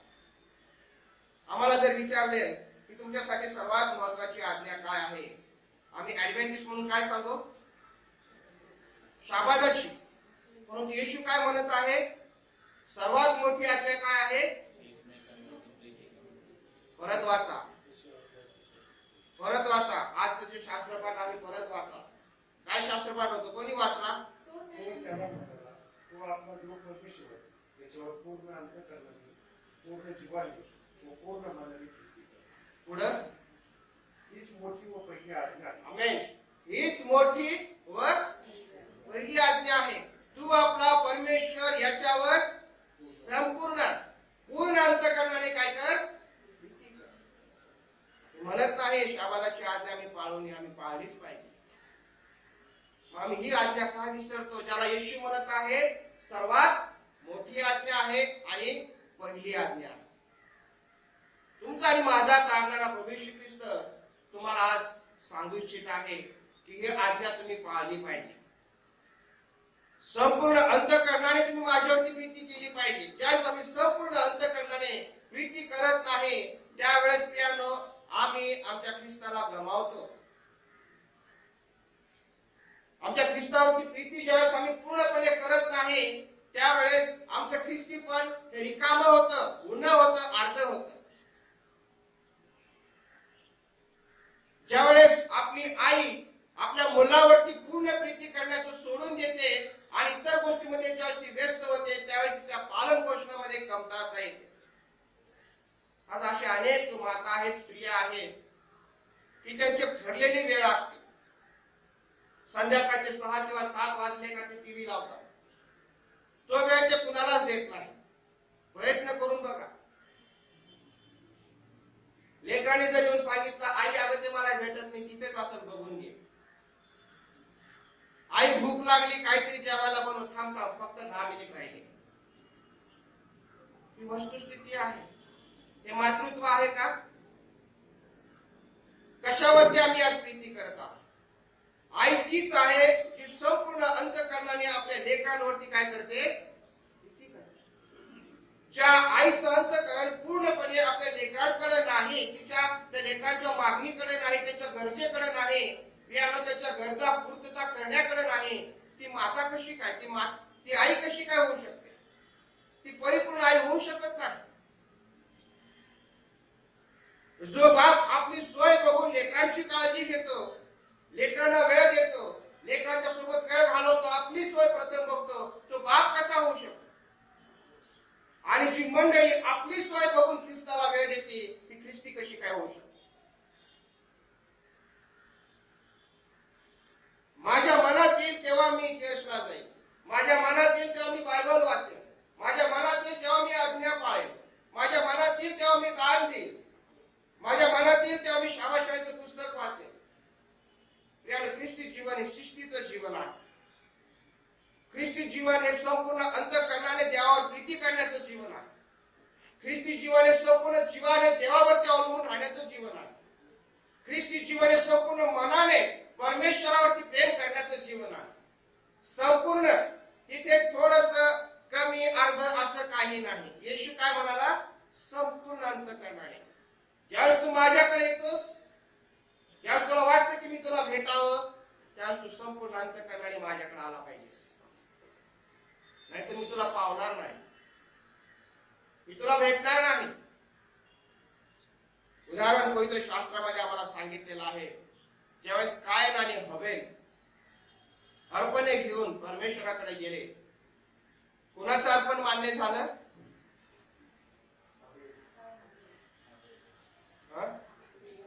हबेलाचं अर्पण मान्य झालं. असं का? संपूर्ण अंतःकरणाने, नाही का? चांगल्यात चांगलं, उत्तमात उत्तम कुणाला दिलेलं आहे? देवाला दिलेलं आहे. कायनाने काय केलं? टाकाऊ, कुचकामी, ज्याला काहीच मोल नाही, किंमत नाही, अशी गोष्ट तो परमेश्वराकडे घेऊन आला. परमेश्वराने ते मान्य केलं ना. ज्यावेळेस तुम्ही आणि मी देवाकडे येतो, प्रियांनो, परमेश्वराकडे येतो, उत्तमात उत्तम आम्ही देवाला द्यायला शिकलो पाहिजे. मग ती वेळ असो, आमचं देणं असो, आमचे शब्द असो, आमची स्तुती आराधना असो, आमचे विचार असो, उत्तमात उत्तम आम्ही देवाला द्यायला शिकलो पाहिजे. कारण की परमेश्वराला संपूर्ण अंतःकरणाने प्रीती करणारे लोक आवडतात. आजही आम्ही शाबादाच्या शाळेत, शाबाद शाळेला जेव्हा सुरुवात झाली, खूप कमी उपस्थिती होती. असं का? कारण की आमचं अंतःकरण अजूनही कुठेतरी देवापासून कसं आहे? दुरावलेला आहे.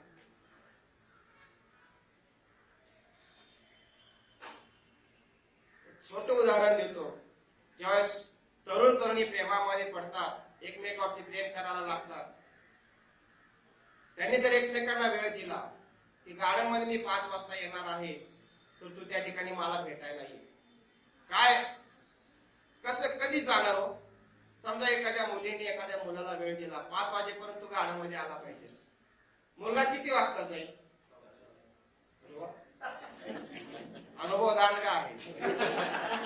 किती वाजता जाईल? 4:30 वाजता. का बरं? कारण की तो संपूर्ण अंतःकरणाने, संपूर्ण जीवाने, संपूर्ण मनाने त्या मुलीवरती तो काय करतो? प्रीती करतो. आणि म्हणून वेळेवरती तो तिथे जाणार किंबहुना वेळेच्या अगोदर तो त्या ठिकाणी जाणार. ते जर त्याच्यामध्ये भांडण चालले असते, वादविवाद असते, याचं पण उत्तर द्यायचं, वादविवाद जर चालले असते आणि मुलीने सांगितलं मला नाही तू मला 5 वाजता इथं पाहिजेस, भांडण चाललंय, दोघांमध्ये तक्रार आहे, खूप वादावादी झाली, मुलगा किती वाजता जाईल?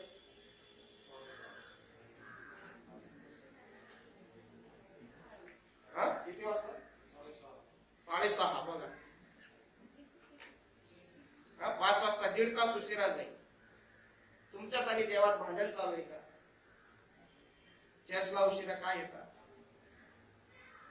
तुमचं अंतःकरणाने देवावर तुम्ही प्रीती करत नाही, मनाने प्रीती करत नाही, जीवाने प्रीती करत नाही. का आम्ही उशिरा येतो? आमचा वाद चालू आहे का देवासोबत? महान संघर्ष देवामध्ये आणि आमच्यामध्ये चालू आहे की सैतानामध्ये आमच्यामध्ये आहे? काय आम्ही आज जगाला दाखवत आहोत? कोणामध्ये वाद चालू आहे?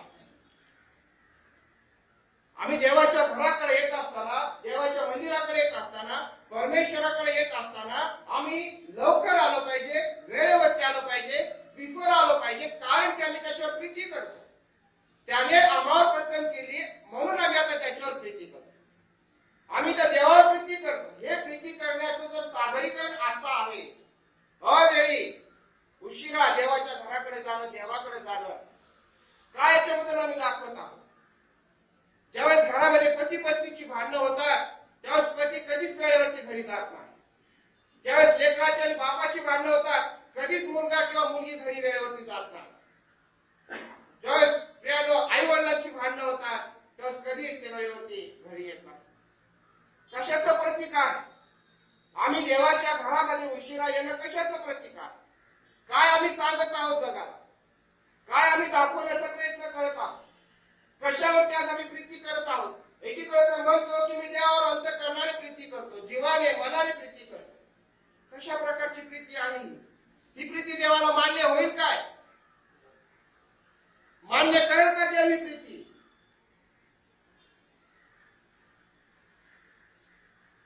आम्हाला वाटतं देवाने आम्हाला स्वतः येऊन बोलावं. असं शक्य नाही. देव खूप पवित्र आहे म्हणून त्या देवाने मध सारख्या पामराला, त्या पापी माणसाला तुमच्या समोर उभं केलं सांगण्यासाठी की आम्ही सुधारलो पाहिजे, आम्ही स्वतःमध्ये सुधारणा आणली पाहिजे. आम्ही जर सुधारलो नाही तर शेवटच्या दिवशी आमच्याकडे वेळ नसणार आहे, लक्षात घ्या.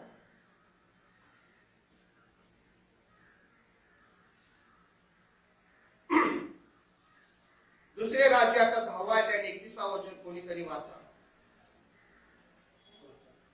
दुसरे राज्य 10वा अध्याय आणि 31वा वचन.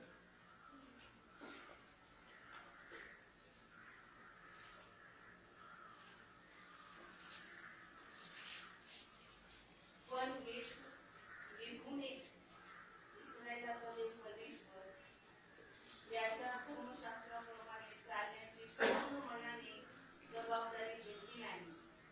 येरावाने इस्रायलाकडून ज्या कर्माच्या योगाने पाप करले त्यांचा नाद त्यांनी सोडला नाही.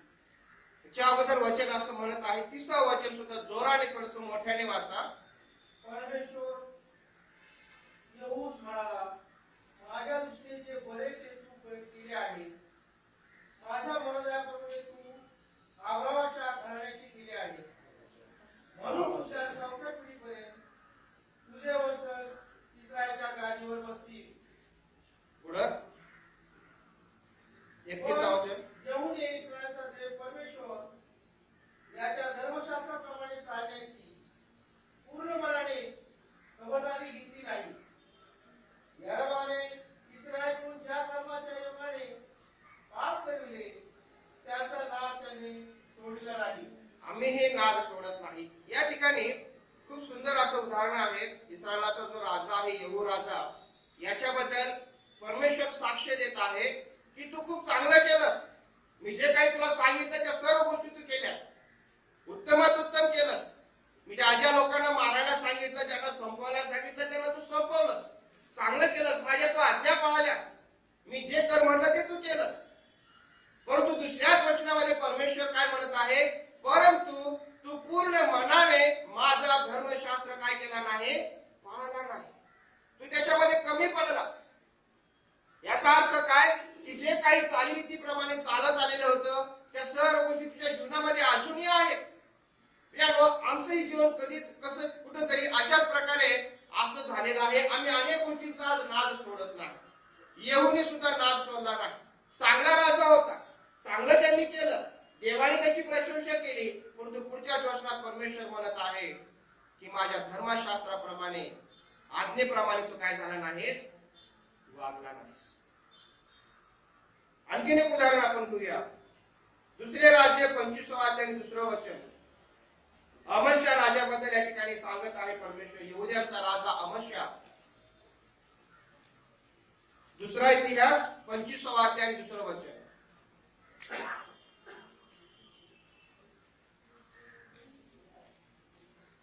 दुसरे इतिहास 25वा अध्याय आणि 2रं वचन. सिरिया राजाच्या कारकिर्दीच्या 11व्या वर्षापर्यंत वेढा पडला होता. 4व्या महिन्याच्या 9वी पासून नगरात एवढी महागाई झाली की देशाच्या दुसरे इतिहास 25वा अध्याय आणि 2रं वचन. परमेश्वराच्या दृष्टीने जे नीट आहे त्यांनी केले, पण ते खऱ्या अंतःकरणाने केले नाही. आमेन. वचन काय सांगतं? परमेश्वराच्या दृष्टीने जे नीट ते त्याने केले, परंतु कसं केलं नाही, खऱ्या अंतःकरणाने केलं नाही. आज आम्ही परमेश्वराच्या दृष्टीने अनेक गोष्टी नीट करत असणार आहोत. शाबादाला येणं, दशांश देणं, गाणे गाणं, संदेश देणं, वचन वाचणं, शाबाशाळेचा अभ्यास करणं, या सर्व गोष्टी परमेश्वराच्या दृष्टीने नीट आहेत, व्यवस्थित आहेत. लोकांना बघतानाही बरं वाटतं, चांगलं वाटतं. परंतु जर त्यामध्ये खऱ्या अंतःकरणाने नाही तर परमेश्वराला मान्य आहे का? बायबल सांगतं, मी सांगत नाही. बायबल सांगतं अमस्याने देवाच्या दृष्टीने जे नीट ते त्यांनी केलं, परंतु कसं केलं नाही, अंतःकरणाने केलं नाही. प्रियानो, अंतःकरण, तुमचं आणि माझं अंतःकरण, तुमचं आणि माझं हृदय परमेश्वराला पूर्णपणे समर्पित असणं खूप गरजेचं आहे. जर तुमच्या अंतःकरणापासून होत नाही ना, करू नका, शांत राहा. तुम्हाला जर गीत गात असताना परमेश्वराच्या स्तुतीसाठी जर तुमच्याकडून गाणं होत नाही, माझा आवाज लोकांना कळावा, मला किती येतं, मी किती चांगला गाऊ शकतो, असं जर तुमचा हेतू असेल तर गाऊ नका, व्यर्थ आहे, काही मोल नाही त्याचा. परंतु जर तुम्हाला ओवढ्या धोबड्या भाषेत गाता येतं, परंतु तुम्हाला संगीत माहित नाही, चाल माहित नाही, तरी वाटतं की मला प्रेरणा मिळते, मला देवासाठी गायचंय, उठा आणि गा, देव ते मान्य करेल. तुम्हाला पवित्र शास्त्राचा भरपूर अभ्यास नसेल कदाचित, परंतु जर मनामध्ये प्रेरणा येते की लोकांना मला माझ्या येशू बद्दल सांगायचंय, माझा येशू तुमच्यावर प्रेम करतोय, 2 शब्द सांगायचे, चटकन उठा आणि सांगा, वाट बघू नका अभ्यास करण्याची, देवाला ते मान्य होईल. परंतु तुमच्यामध्ये खूप नॉलेज आहे, पवित्र शास्त्राचा भरपूर अभ्यास आहे आणि मी काहीतरी विशेष आहे, मला खूप येतं म्हणून मला जाऊन पुढे राहून सांगायचंय, सांगू नका, सांगू नका, देवाला मान्य नाही. कारण की ते खऱ्या अंतःकरणाने नाही, देव ते मान्यच करणार नाही. तुम्हाला काय वाटतं, सैतानाला बायबल माहित नाही? देवानंतर जर सगळ्यात चांगलं बायबल कोणाला माहित असेल तर तो कोण आहे? तुम्ही आणि मी नाहीये. या भ्रमात राहू नका. पटवून देण्यामध्ये सैतान 1 नंबर आहे. जर तसा नसता तर पाप जगात आलं नसतं. प्रथम मनुष्याने प्रथम स्त्रीला पटवण्यामध्ये जर यशस्वी कोण झाला असेल तर तो कोण आहे? सैतान आहे. परमेश्वराने जवळ बसून त्यांना सांगितलं, बाळांनो, सर्व झाडं तुमच्यासाठी आहेत, सर्व फळं तुमच्यासाठी आहेत, फक्त हे तुमच्यासाठी नाही, हे खाऊ नका. काय प्रेमाने समजावून सांगितलं असेल परमेश्वराने, किती जवळ घेऊन त्यांना सांगितलं असेल, किती कळकळीने परमेश्वराने त्यांना सांगितलं असेल. परंतु यशस्वी कोण झालं? परमेश्वराचा सल्ला यशस्वी झाला की सैतानाचा? हुशार आहे सैतान, कारण की ते अंतःकरणापासून नव्हतं, तरी तो यशस्वी झाला. आज देव तुमचा आणि माझं अंतःकरण पाहत आहे. वेळ आहे तर आम्ही आजच सुधारलं पाहिजे. आजच आम्ही म्हणालो पाहिजे की देवा माझं अंतःकरण मी ओळखतो, कोणाला विचारायची गरज नाही. परमेश्वराचं वचन सांगतं, हे देवाचं शास्त्र आमचा आरसा आहे, आमच्या समोर उभे राहा. देवाला विचारा की देवा मी कुठे कमी आहे, मला सांग. माझा मीपणा मला नडतो, माझा गर्व मला नडतो, माझी श्रीमंती मला नडते, माझी गरिबी मला नडते, माझं अज्ञान मला नडतं. परमेश्वराला सांगा, गुडघ्यावरून त्याच्याकडे प्रार्थना करा. अशा काही गोष्टी आहेत की ज्या गोष्टी तुमच्या आणि माझ्या जीवनातून फक्त परमेश्वरच दूर करू शकतो, दुसरं कोणीच करू शकत नाही. वेळ आहे तोवरच लवकरात लवकर परमेश्वराकडे गेलं आम्ही गेलो पाहिजे. आम्ही जर आज गेलो नाही तर पुन्हा आम्हाला वेळ नाही. वेळ नाही, दिवस फार भयंकर वाईट आहेत, लक्षात घ्या. कोणत्या क्षणी कधी कुणाचा दिवा मावेल, कोणत्या क्षणी कोण डोळे बंद करेल सांगता येत. एकदा डोळे बंद झाले आमची संधी संपते. आमच्यामध्ये कोणी शाश्वती देऊ शकणार नाही की मी एवढ्या वर्ष जगणार आहे, एवढ्या वर्ष जिवंत राहणार आहे. दिलेला क्षण देवाला म्हणा, देवा मला पूर्ण अंतःकरणाने तुझ्याकडे यायचं आहे, हवेला सारखं माझं समर्पण तुला करायचं आहे. पवित्र शास्त्रामध्ये अनेक देवाचे सेवक होऊन गेले, सेविका होत्या की ज्यांनी परमेश्वराकडे पूर्ण अंतःकरणाने पूर्ण जीवाने समर्पित ते देवाला झालेले आहे. काळिमाबद्दल बघा देवाचं वचन काय सांगतं, अतिशय सुंदर साक्ष परमेश्वर त्याच्याबद्दल देत आहे.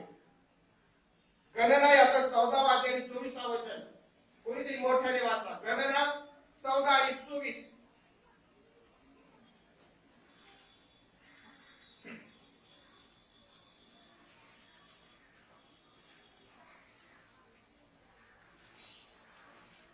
तथापि माझा सेवक कालेब ह्याची वृत्ती निराळी आहे आणि मला तो पूर्णपणे अनुसरला आहे. म्हणून ज्या देशात तो गेला होता त्या देशात मी त्याला नेईन व तो देश त्याच्या वंशजाचे होतो. आमेन. कसा अनुसरलं त्याने? कालेबाबद्दल परमेश्वर काय म्हणत आहे? त्याने पूर्ण मनाने संपूर्णपणे त्याने मला काय केलेलं आहे? अनुसरलेलं आहे. परंतु बाकीच्यांनी मला तसं काय केलं नाही? अनुसरलं नाही. म्हणून ज्या देशामध्ये, ज्या वचनदत्त देशामध्ये मी माझ्या लोकांना घेऊन जाण्याचं अभिवचन दिलेलं आहे, त्या वचनदत्त देशामध्ये फक्त कोण जाणार आहे? कालेब जाणार. कारण की त्याने पूर्णपणे मला काय केलेलं आहे? अनुसरलेलं आहे, अंगीकारलेला आहे, स्वीकारलेला आहे. संपूर्ण अंतःकरणाने, जीवाने, मनाने त्यांनी मला स्वीकारलेला आहे. आज तुम्ही आणि मी स्वर्गाच्या दिशेने, स्वर्गाच्या राज्याच्या दिशेने वाटचाल करीत आहोत.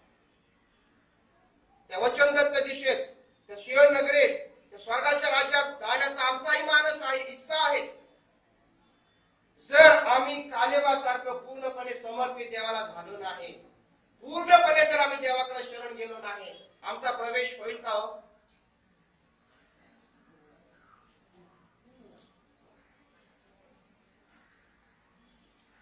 आम्ही या गोष्टी समजून घेतल्या पाहिजे. वेळ आहे तोपर्यंतच आम्ही समजून घेतल्या पाहिजे. शास्त्रांना वाटलं येशूला कोडीत पकडावं, अडचणीत टाकावं, म्हणून त्यांनी येऊन येशूला विचारलं सर्वात मोठी आज्ञा काय? येशू त्यांना म्हणाला संपूर्ण अंतःकरणाने, जीवाने, मनाने, बुद्धीने कोणावर प्रीती कर? देवावर प्रीती कर. हीच सर्वात काय आहे? मोठी आणि पहिली आज्ञा. ही आज्ञा कधीच विसरू नका प्रियांनो, कधीच विसरू नका. तुम्हाला आणि मला देवावर प्रीती करण्यासाठी देवाने निवडलेला आहे. फक्त नीट करण्यासाठी नव्हे, चांगलं करण्यासाठी नव्हे. चांगलं तर भरपूर लोक करत आहेत जगामध्ये. तुम्ही आणि मीच काय ठेका घेतला नाही चांगलं करण्याचा. आम्हाला असं वाटतं आम्ही ख्रिस्ती तर आम्ही खूप चांगले लोक, आम्ही चांगलं करू शकतो, आमच्यासारखं चॅरिटी कोणीच करणार नाही. आम्ही चुकतो, चुकीचा विचार करतो आम्ही. भरपूर लोक आहेत जगामध्ये जे चांगलं करत आहेत, नीट करत आहेत, परंतु त्यांच्याकडे ख्रिस्त नाही, त्यांचं समर्पण ख्रिस्ताला नाही, म्हणून ते ख्रिस्ताविना जीवन जगत आहे. आज आमच्याकडे ख्रिस्त असताना सुद्धा आम्ही आमचं समर्पण ख्रिस्ताला करत नाही. म्हणून आज प्रभू येशू ख्रिस्त तुम्हाला आणि मला आव्हान करत आहे. परमेश्वर दाविदाबद्दल सुद्धा पहिले राज्य 14 आणि अध्याय आणि 8व्या वचनामध्ये काय म्हणत आहे की तो माझ्या मनासारखा आहे. कोणीतरी वाचा, थोडस सुंदर वचन आहे, पहिले राज्य 14 अध्याय आणि 8वं वचन. बघा दाविदाबद्दल परमेश्वर काय साक्ष देतात. आणि दावीद घराण्यापासून राज्य काढून घेऊन तुला दिले, तरी तू माझे सेवक दावीद याच्याप्रमाणे वागला नाही. दावीद माझ्या आज्ञा पाळीत असे, तो मला जिवे मागे धरून राहिला, माझ्या दृष्टीने जे योग्य तेच तो करीत असे. कसा राहिला तो मला धरून? जिवे भावे. उगाच बरोबर धरून राहिला नाही, स्वार्थापोटी राहिला नाही, संकटात फक्त देव त्यांनी केलं नाही. दाविदाने ज्यावेळेस देवाने त्याच्यावर उपकार केले त्यावेळेस त्यांनी उपकार स्तुतीची गीतं रचली आणि लोकांना गायला लावले. आज किती गीतं आम्ही रचतो ज्यावेळेस आपल्या जीवनात आनंद होतो. किती लोकांना आम्ही म्हणतो की माझ्यासोबत गीतं गा. आम्ही फक्त फोन जातात आमचे, ब्रदर सिस्टर प्रार्थना करा, आमच्या घरात असं असं संकट आलेलं आहे. ब्रदर सिस्टर प्रार्थना करा, असे असे आमचे व्यक्ती बेडवरती आहे. किती लोक आज तुम्ही प्रार्थनेसाठी लोकांना, ज्यावेळेस तुमच्या घरामध्ये आनंद होतो, ज्यावेळेस तुमच्या घरामध्ये हर्ष होतो, भरभराट होते, त्यावेळेस किती लोक फोन करतात एकमेकांना, आमच्यासाठी प्रार्थना करा, आमच्या घरात आनंद झालाय, हर्ष झालाय. आजारात कोण जास्त जातात? आजारपणामध्ये, संकटात जातात की ज्यावेळेस आम्ही आशीर्वादात असतो त्यावेळेस जातात? काय वाटतं, कधी जातात? ज्यावेळेस आम्ही अडचणीत असतो त्यावेळेस आमचे फोन काय होतात? जास्त बाहेर जातात. ज्यावेळेस आम्ही आनंदी असतो, आशीर्वादित असतो, सर्व भरभराट असते, त्यावेळेस किती लोकांना आम्ही फोन करतो? नाही करत. आम्ही नाही करत.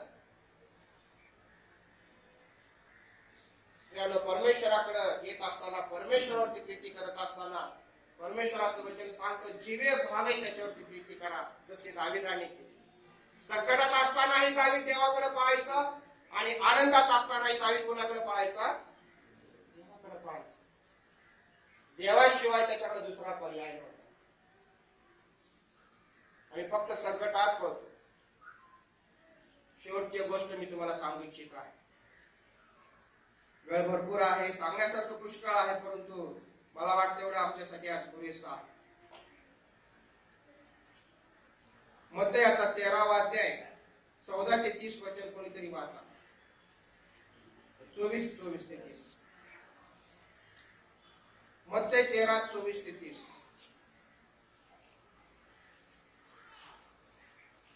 त्याने त्याच्यापुढे दुसरा एक दाखला मांडला. पुन्हा एका मनुष्याने आपल्या शेतात चांगले पीक पेरले. त्याच्यासारखे स्वर्गाचे राज्य आहे. लोक झोपेत असताना त्याचा बैल येऊन गव्हामध्ये निधन पेरून गेला. पण जेव्हा पाला फुटला व दाणे आले तेव्हा निधनही दिसले. तेव्हा घर धरण्याच्या दासांनी येऊन त्याला म्हटले, महाराज, आपण आपल्या शेतामध्ये चांगले पीक पेरले ना, तर मग त्यात निधन कुठून आले? तो त्यांना म्हणाला, हे काम पुन्हा वैराचे आहे. दासांनी त्याला म्हटले, तर आम्ही जाऊन ते जमा करावे अशी आपली इच्छा आहे काय? तो म्हणाला, नाही. तुम्ही निधन गोळा करीताना त्याबरोबर कदाचित गहू सुटाल. कापणीपर्यंत तुम्ही बरोबर वाटू द्या. मग कापणीच्या वेळेस मी कापणाऱ्यास सांगेन की पहिल्याने निधन गोळा करा व जाळण्यासाठी त्याच्या पेट्या बांधा, परंतु गहू माझ्या खोतालाच आहे. आमेन. देवाचं वचन सांगतं की मळा परमेश्वराचा आहे, शेत ते शेतकऱ्याचा आहे जो मालक आहे. त्यांनी कामगार लावले, गहू पेरले, चांगले उत्तम प्रतीचे गहू पेरले, परंतु वैऱ्याने सुद्धा त्या ठिकाणी या गोष्टीचा फायदा घेतला. शेतामध्ये अंधाराच्या वेळेस जाऊन किंवा ज्यावेळेस कुणाचंही लक्ष नाही अशा वेळेस जाऊन त्या ठिकाणी त्यांनी निधन पेरले. दोन्ही वाढायला लागले आणि जेव्हा ते दिसायला लागलं त्यावेळेस लक्षात आलं की यामध्ये फक्त गहू नाही, त्या ठिकाणी निधन सुद्धा आहे. प्रियानो, आज देवाची मंडळी, देवाचं घर, देवाचे कुटुंब, या कुटुंबामध्ये आम्ही वाढत असताना आम्हाला माहित आहे की आम्ही आज काय म्हणून वाढत आहोत. असं या ठिकाणी कोणीच नाही की आम्हाला माहिती नाही की आज मी काय म्हणून वाढत आहे. सर्वांना माहिती आहे माझा स्वभाव कसा आहे. सर्वांना आपापला स्वभाव माहित आहे, आपापली आंतरिकता सर्वांना माहित आहे की मी आंतरिक कसा आहे. मी क्रूर आहे, मी चांगला आहे, प्रेमळ आहे, ममताळू आहे, की मी ढोंगी आहे. आम्हा सर्वांना माहित आहे. मी काय म्हणून वाढत आहे. कदाचित लोकांना दिसत नसतं, परंतु एक लक्षात घ्या की परमेश्वराला सर्व काही दिसत आहे. अनेक वेळेस असं आम्हाला वाटतं की आज आम्हाला देव संधी देत आहे, देव संधी देत आहे, मला संधी देत आहे, मी पाळक म्हणून मी पाळची सेवा करत आहे, याचा अर्थ देव माझ्यावर प्रसन्न आहे असं मला वाटत असेल. कदाचित मंडळांमध्ये उभं राहून संदेश देण्यासाठी, गीतं गाण्यासाठी, वचन वाचण्यासाठी किंवा मंडळीचं नेतृत्व करण्यासाठी जर आम्हाला परमेश्वर संधी देत आहे, याचा अर्थ आम्हाला असं वाटत असेल की परमेश्वर माझ्याविषयी संतुष्ट आहे. लक्षात घ्या, या निधनाकडे विशेष करून लक्ष द्या. गहू आणि निधन दोघंही परमेश्वर वाढवत आहे, दोघांनाही खत पाणी घालत आहे, दोघांची निगा राखत आहे परमेश्वर, दोघांची काळजी घेत आहे. परमेश्वर निधनाला उपटत नाही. परमेश्वर म्हणतो वाढू दे, सोबतच वाढू दे, पण कधीपर्यंत? कापणीपर्यंत. ज्या दिवशी कापणी येईल दोघांनाही कापलं जाईल. प्रथम काय कापलं जाईल? निधन कापलं जाईल. त्याच्या पेंड्या बांधल्या जातील आणि त्याला काय केलं जाईल? जाळलं जाईल. यानो आज आम्ही जर आमचा दुर्गुण घेऊन आम्ही जर वाढत आहोत, देवाला न आवडणारा स्वभाव घेऊन आम्ही जर वाढत आहोत, आमचं जर अर्ध समर्पण देवाला करून जर आम्ही जीवन जगत आहोत, आमचं जर संपूर्ण समर्पण परमेश्वराला न करता जर आम्ही मनामध्ये जीवन जगत आहोत, तर परमेश्वर तुम्हाला आणि मला सावध करत आहे. देव तुम्हाला संपवणार नाही, देव तुम्हाला इथे शिक्षाही करणार नाही, परंतु एक वेळ परमेश्वराने ठरवलेली आहे, एक दिवस परमेश्वराने ठरवलेला, त्या दिवशी मात्र परमेश्वर सोडणार नाही. मग त्या दिवसाची मी वाट बघायची का? आम्ही आजच सुधारलं पाहिजे, आजच आम्ही सावध झालं पाहिजे. आम्हाला असं वाटतं की देव संधी देतो, याचा अर्थ देव आपल्यावरती प्रसन्न आहे. नाही, देव प्रसन्न नसताना देखील संधी देतो. लक्षात घ्या, कारण की देव कसा आहे? प्रेमळ देव. देव प्रेमळ देव आहे. देव आमच्यावर प्रेम करतो. जर तसं केलं नसतं तर आदाम आणि हव्याला तिथेच त्यांनी संपवलं असतं, परंतु देवाने तसं केलं नाही. देवाने त्यांना जगू दिलं, वाढू दिलं, फलद्रूप भौगोलिक व्हा शिवाय देवाने त्यांना दिला. अनेक पिढ्यानपिढ्या आज आम्ही त्याची पिढी म्हणून जीवन जगत आहोत. परमेश्वर संधी देतो, परंतु या संधीला आम्ही चुकीच्या पद्धतीने घेऊ नये. अर्ध समर्पण, अर्ध अंतःकरण देवाला देणं, अपूर्ण जीवन जगणं परमेश्वराला मान्य नाही. देवाला मान्य आहे संपूर्ण समर्पण. पूर्ण अंतःकरणाने, पूर्ण जीवाने, पूर्ण मनाने, बुद्धीने आम्ही देवाची प्रीती केली पाहिजे. तेव्हा देव प्रियाने न्यायाच्या दिवशी तुम्हाला आणि मला पारितोषिक देणार आहे. अन्यथा ज्या निधनाच्या पेंड्या बांधल्या गेल्या त्या पेंड्यांमध्ये आमची गणती होणार आहे. लक्षात घ्या, कारण की दोघंही देव वाढवत आहे, दोघंही परमेश्वर वाढवत आहे. आम्हाला माहित आहे आम्ही काय आहोत, आम्हाला माहित आहे आमचा स्वभाव काय आहे, आम्हाला माहित आहे की आज आम्ही कसल्या प्रकारचं जीवन जगत आहोत. आम्ही एखाद्या तोंडावरती खूप गोड बोलत असतो, कदाचित मागे जाऊन त्याची निंदा करत असणार आहोत. असं आमचं जीवन असणार आहे. प्रभू ख्रिस्त शास्त्री पुरुषांबद्दल म्हणतो, ते चांगलं शिकवतात, ते जे शिकवतात ते ऐका, पण तुझे तसे वागतात ना, तसं काय करू नका, बघू नका. ऍडव्हेंटिस्ट म्हणून मी कदाचित खूप चांगला शिक्षण देत असेल, परंतु जर माझी वागणूक चुकीची असेल तर परमेश्वर माझ्याकडे कुणाला पाठवणार नाही प्रियानो, आणि माझ्या जीवनात कुणाचंही परिवर्तन होणार नाही. उलट मी अडचणीत आहे, उलट मी अडचणीत आहे. न्यायाच्या दिवशी माझा निभाव लागणार नाही. पुन्हाच देवबाप तुम्हाला आणि मला आव्हान करत आहे. तुमचं आणि माझं समर्पण, तुमचं आणि माझं अर्पण, तुमचं आणि माझं परमेश्वराकडे येणं हे संपूर्ण अंतःकरणाने असलं पाहिजे, संपूर्ण जीवाने असलं पाहिजे, बुद्धीने असलं पाहिजे, मनाने असलं पाहिजे. अपूर्ण समर्पण देवाला मान्य नाही. परमेश्वर तुम्हाला त्या देवाच्या आव्हानाला सामोरे जाण्यासाठी, संपूर्ण अंतःकरणाने, जीवाने, बुद्धीने, मनाने त्या देवावर प्रीती करण्यासाठी तुमचं आणि माझं परमेश्वर तुमच्याकडे सहाय्य आणि मार्गदर्शन करेल. या ठिकाणी सुंदरसा बोध दिला. मला वाटतं सर्वांना समजलं असेल. सर्वांना समजलं असेल तर आपण हात वर करू आणि शाळेमध्ये या सुंदरशा आभार मानतो. कारण आता खूप वेळ झालेली आहे आणि कधीच लवकर येत नाही. त्याच्या येण्याच्या अगोदर प्रत्येक दिवस हा नवीन आहे आणि देवाला आम्हाला भेटायचं आहे. त्याच्या संगती आम्हाला राहायचं आहे. आणि राहायचं असेल तर आमच्यामध्ये परिवर्तन होणं, बदल करून घेणं आता ही काळाची गरज आहे. देव सर्वांना आशीर्वाद देईल. पुन्हा एकदा चर्चेच्या वतीने आणि पास्टरांच्या वतीने अशा आवडे यांना आम्ही आभार मानत आहोत. सुंदरसे भाषण करत आहे. त्यांचे आभार मानत आहोत.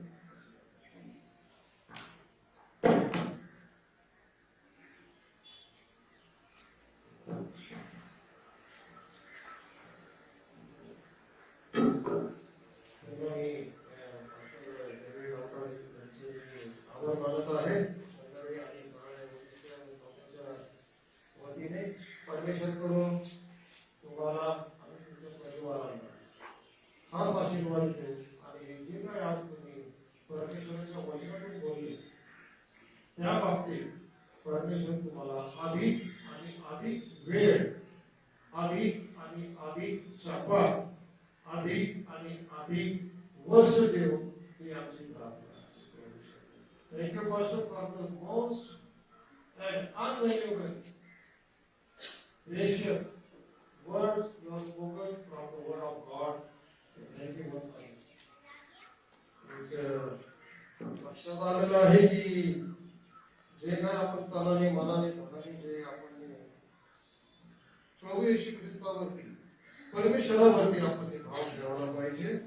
म्हणजे रोज त्यांनी मध्ये सांगितलं की कोण किती वाजता अपॉइंटमेंट दिल्यानंतर जातो, त्या हिशोबाने एक लक्षात आलेलं आहे म्हणून सांगत आहे की तू अगर प्रभु के नगर में पैदा हो गया होता तो क्या होता?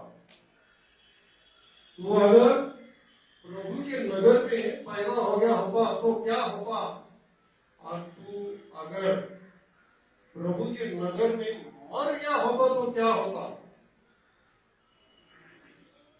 मजनूला सांगतो तो, मजनू लैला मजनूची पूर्ण जगभरात प्रसिद्धी आहे. म्हणून ते काय म्हणत आहे की तू अगर प्रभु के नगर में पैदा हो गया होता तो क्या होता, और तू अगर प्रभु के नगर में मर गया होता तो क्या होता? अरे मजनू, तूने लैला को अपना दिल देकर पूरे दुनिया में बदनाम हो गया. तूने लैला को दिल देकर पूरे दुनिया में बदनाम हो गया. अरे यही दिल तूने अगर प्रभु को दिया होता तो क्या होता? बरोबर आहे. दुसरं वेळेवर येणं न येणं, कमी जास्त जे काय आहे त्या बाबतीत सर्व शाळांमध्ये पण सांगण्यात आलेलं आहे की एक जण सांगत आहे कि बिस्तर से उठकर चर्च तक जा ना सका तू ए इंसान. बिस्तर से उठकर चर्च तक जा ना सका तू ए इंसान, और अब कब्र में रह के जन्नत में जाने की ख्वाहिश रखता है. बिस्तर से उठकर चर्च तक जा ना सका तू वह इंसान, और अभी कब्र में रह के जन्नत में जाने की ख्वाहिश रखता है? बिल्कुल नहीं. तर ही सुंदरशी भक्तीचा शेवट करण्यासाठी आपण सर्वजण उभे राहून गीतामध्ये थोडंसं चेंज केलेलं आहे. मात्र 170 आपण गाऊया. कारण तन मन धन प्रभु तव चरण. हा जुनं गाणं आहे पण सर्वांना येत आहे. या मंडळाला धरून मी ते गाण्याची चॉईस केलेली आहे. आपण सर्वजण उभे राहून गीत नंबर 170 170.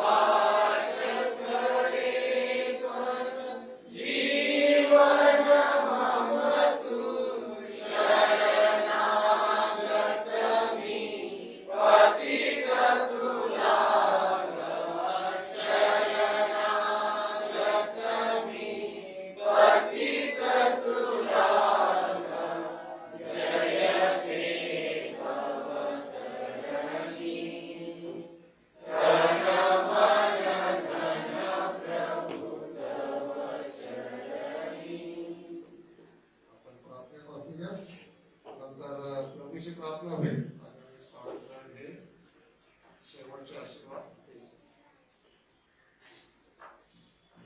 और यीशु मसीह तेरा धन्यवाद करते हैं और अनगिनत बार शुक्र करते हैं कि तूने हम सब जनों को आज का शपथ दिखलाया.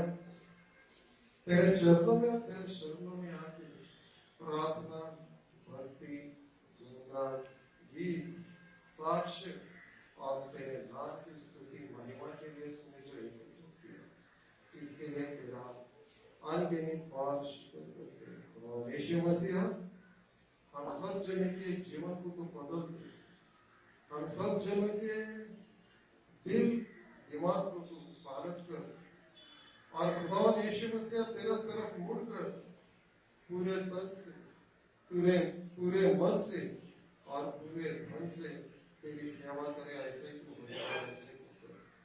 हमारे हर एक के ईमानों में, भरोसे में, विश्वास में चट्टानों और पर्वतों जैसा मजबूत कर और पक्का कर और तेरे आज्ञा, तेरे वचन और तुझको पकड़कर चले ऐसा तू होने दे और ऐसा ही तू करे. हमारे सबके साथ, हमारे अड़ोस पड़ोसी के साथ, हमारे साथ घर बार, पूरे रिश्तेदारों के साथ और हम सब जनों को तेरी सहायता में, तेरी मदद में और तेरी मेहरबानी, तेरी कृपा, तेरी शांति, तेरी मोहब्बत, तेरा प्यार हम सभी के ऊपर कायम रहने दे, आखिरी तक रहने दे. हम सभी के साथ इस मंडली पर, हर एक व्यक्ति पर, हर एक शख्स पर तेरा खास आशीर्वाद, शपथ का आशीर्वाद रहने दे. और जो भी कुछ खुदा यीशु मसीह हम लोगों ने जो भी कुछ सुना है तेरे वचनों के बारे में, उस बोलने वाले पर और हम सुनने वाले पर खास आशीर्वाद रहने दे, तेरी बरकत रहने दे. जो भी कुछ हो इसके आगे सब तेरे नाम से और तेरी मर्जी के हिसाब से हो. इस जगह से लौटते वक्त तेरे सहायता और तेरा आशीर्वाद, तेरी बरकत लेकर हम लोग घर जाए ऐसा हो. जो भी कुछ हो तेरे नाम से और तेरे मर्जी के हिसाब से हो. क्यों कि ये छोटी सी दुआ जिसने हमारे लिए शरीफ पर खून बहाया है, उस प्यारे बेटे यीशु मसीह के नाम से मांगते हैं. उसे तो सुन और कबूल कर. आमीन.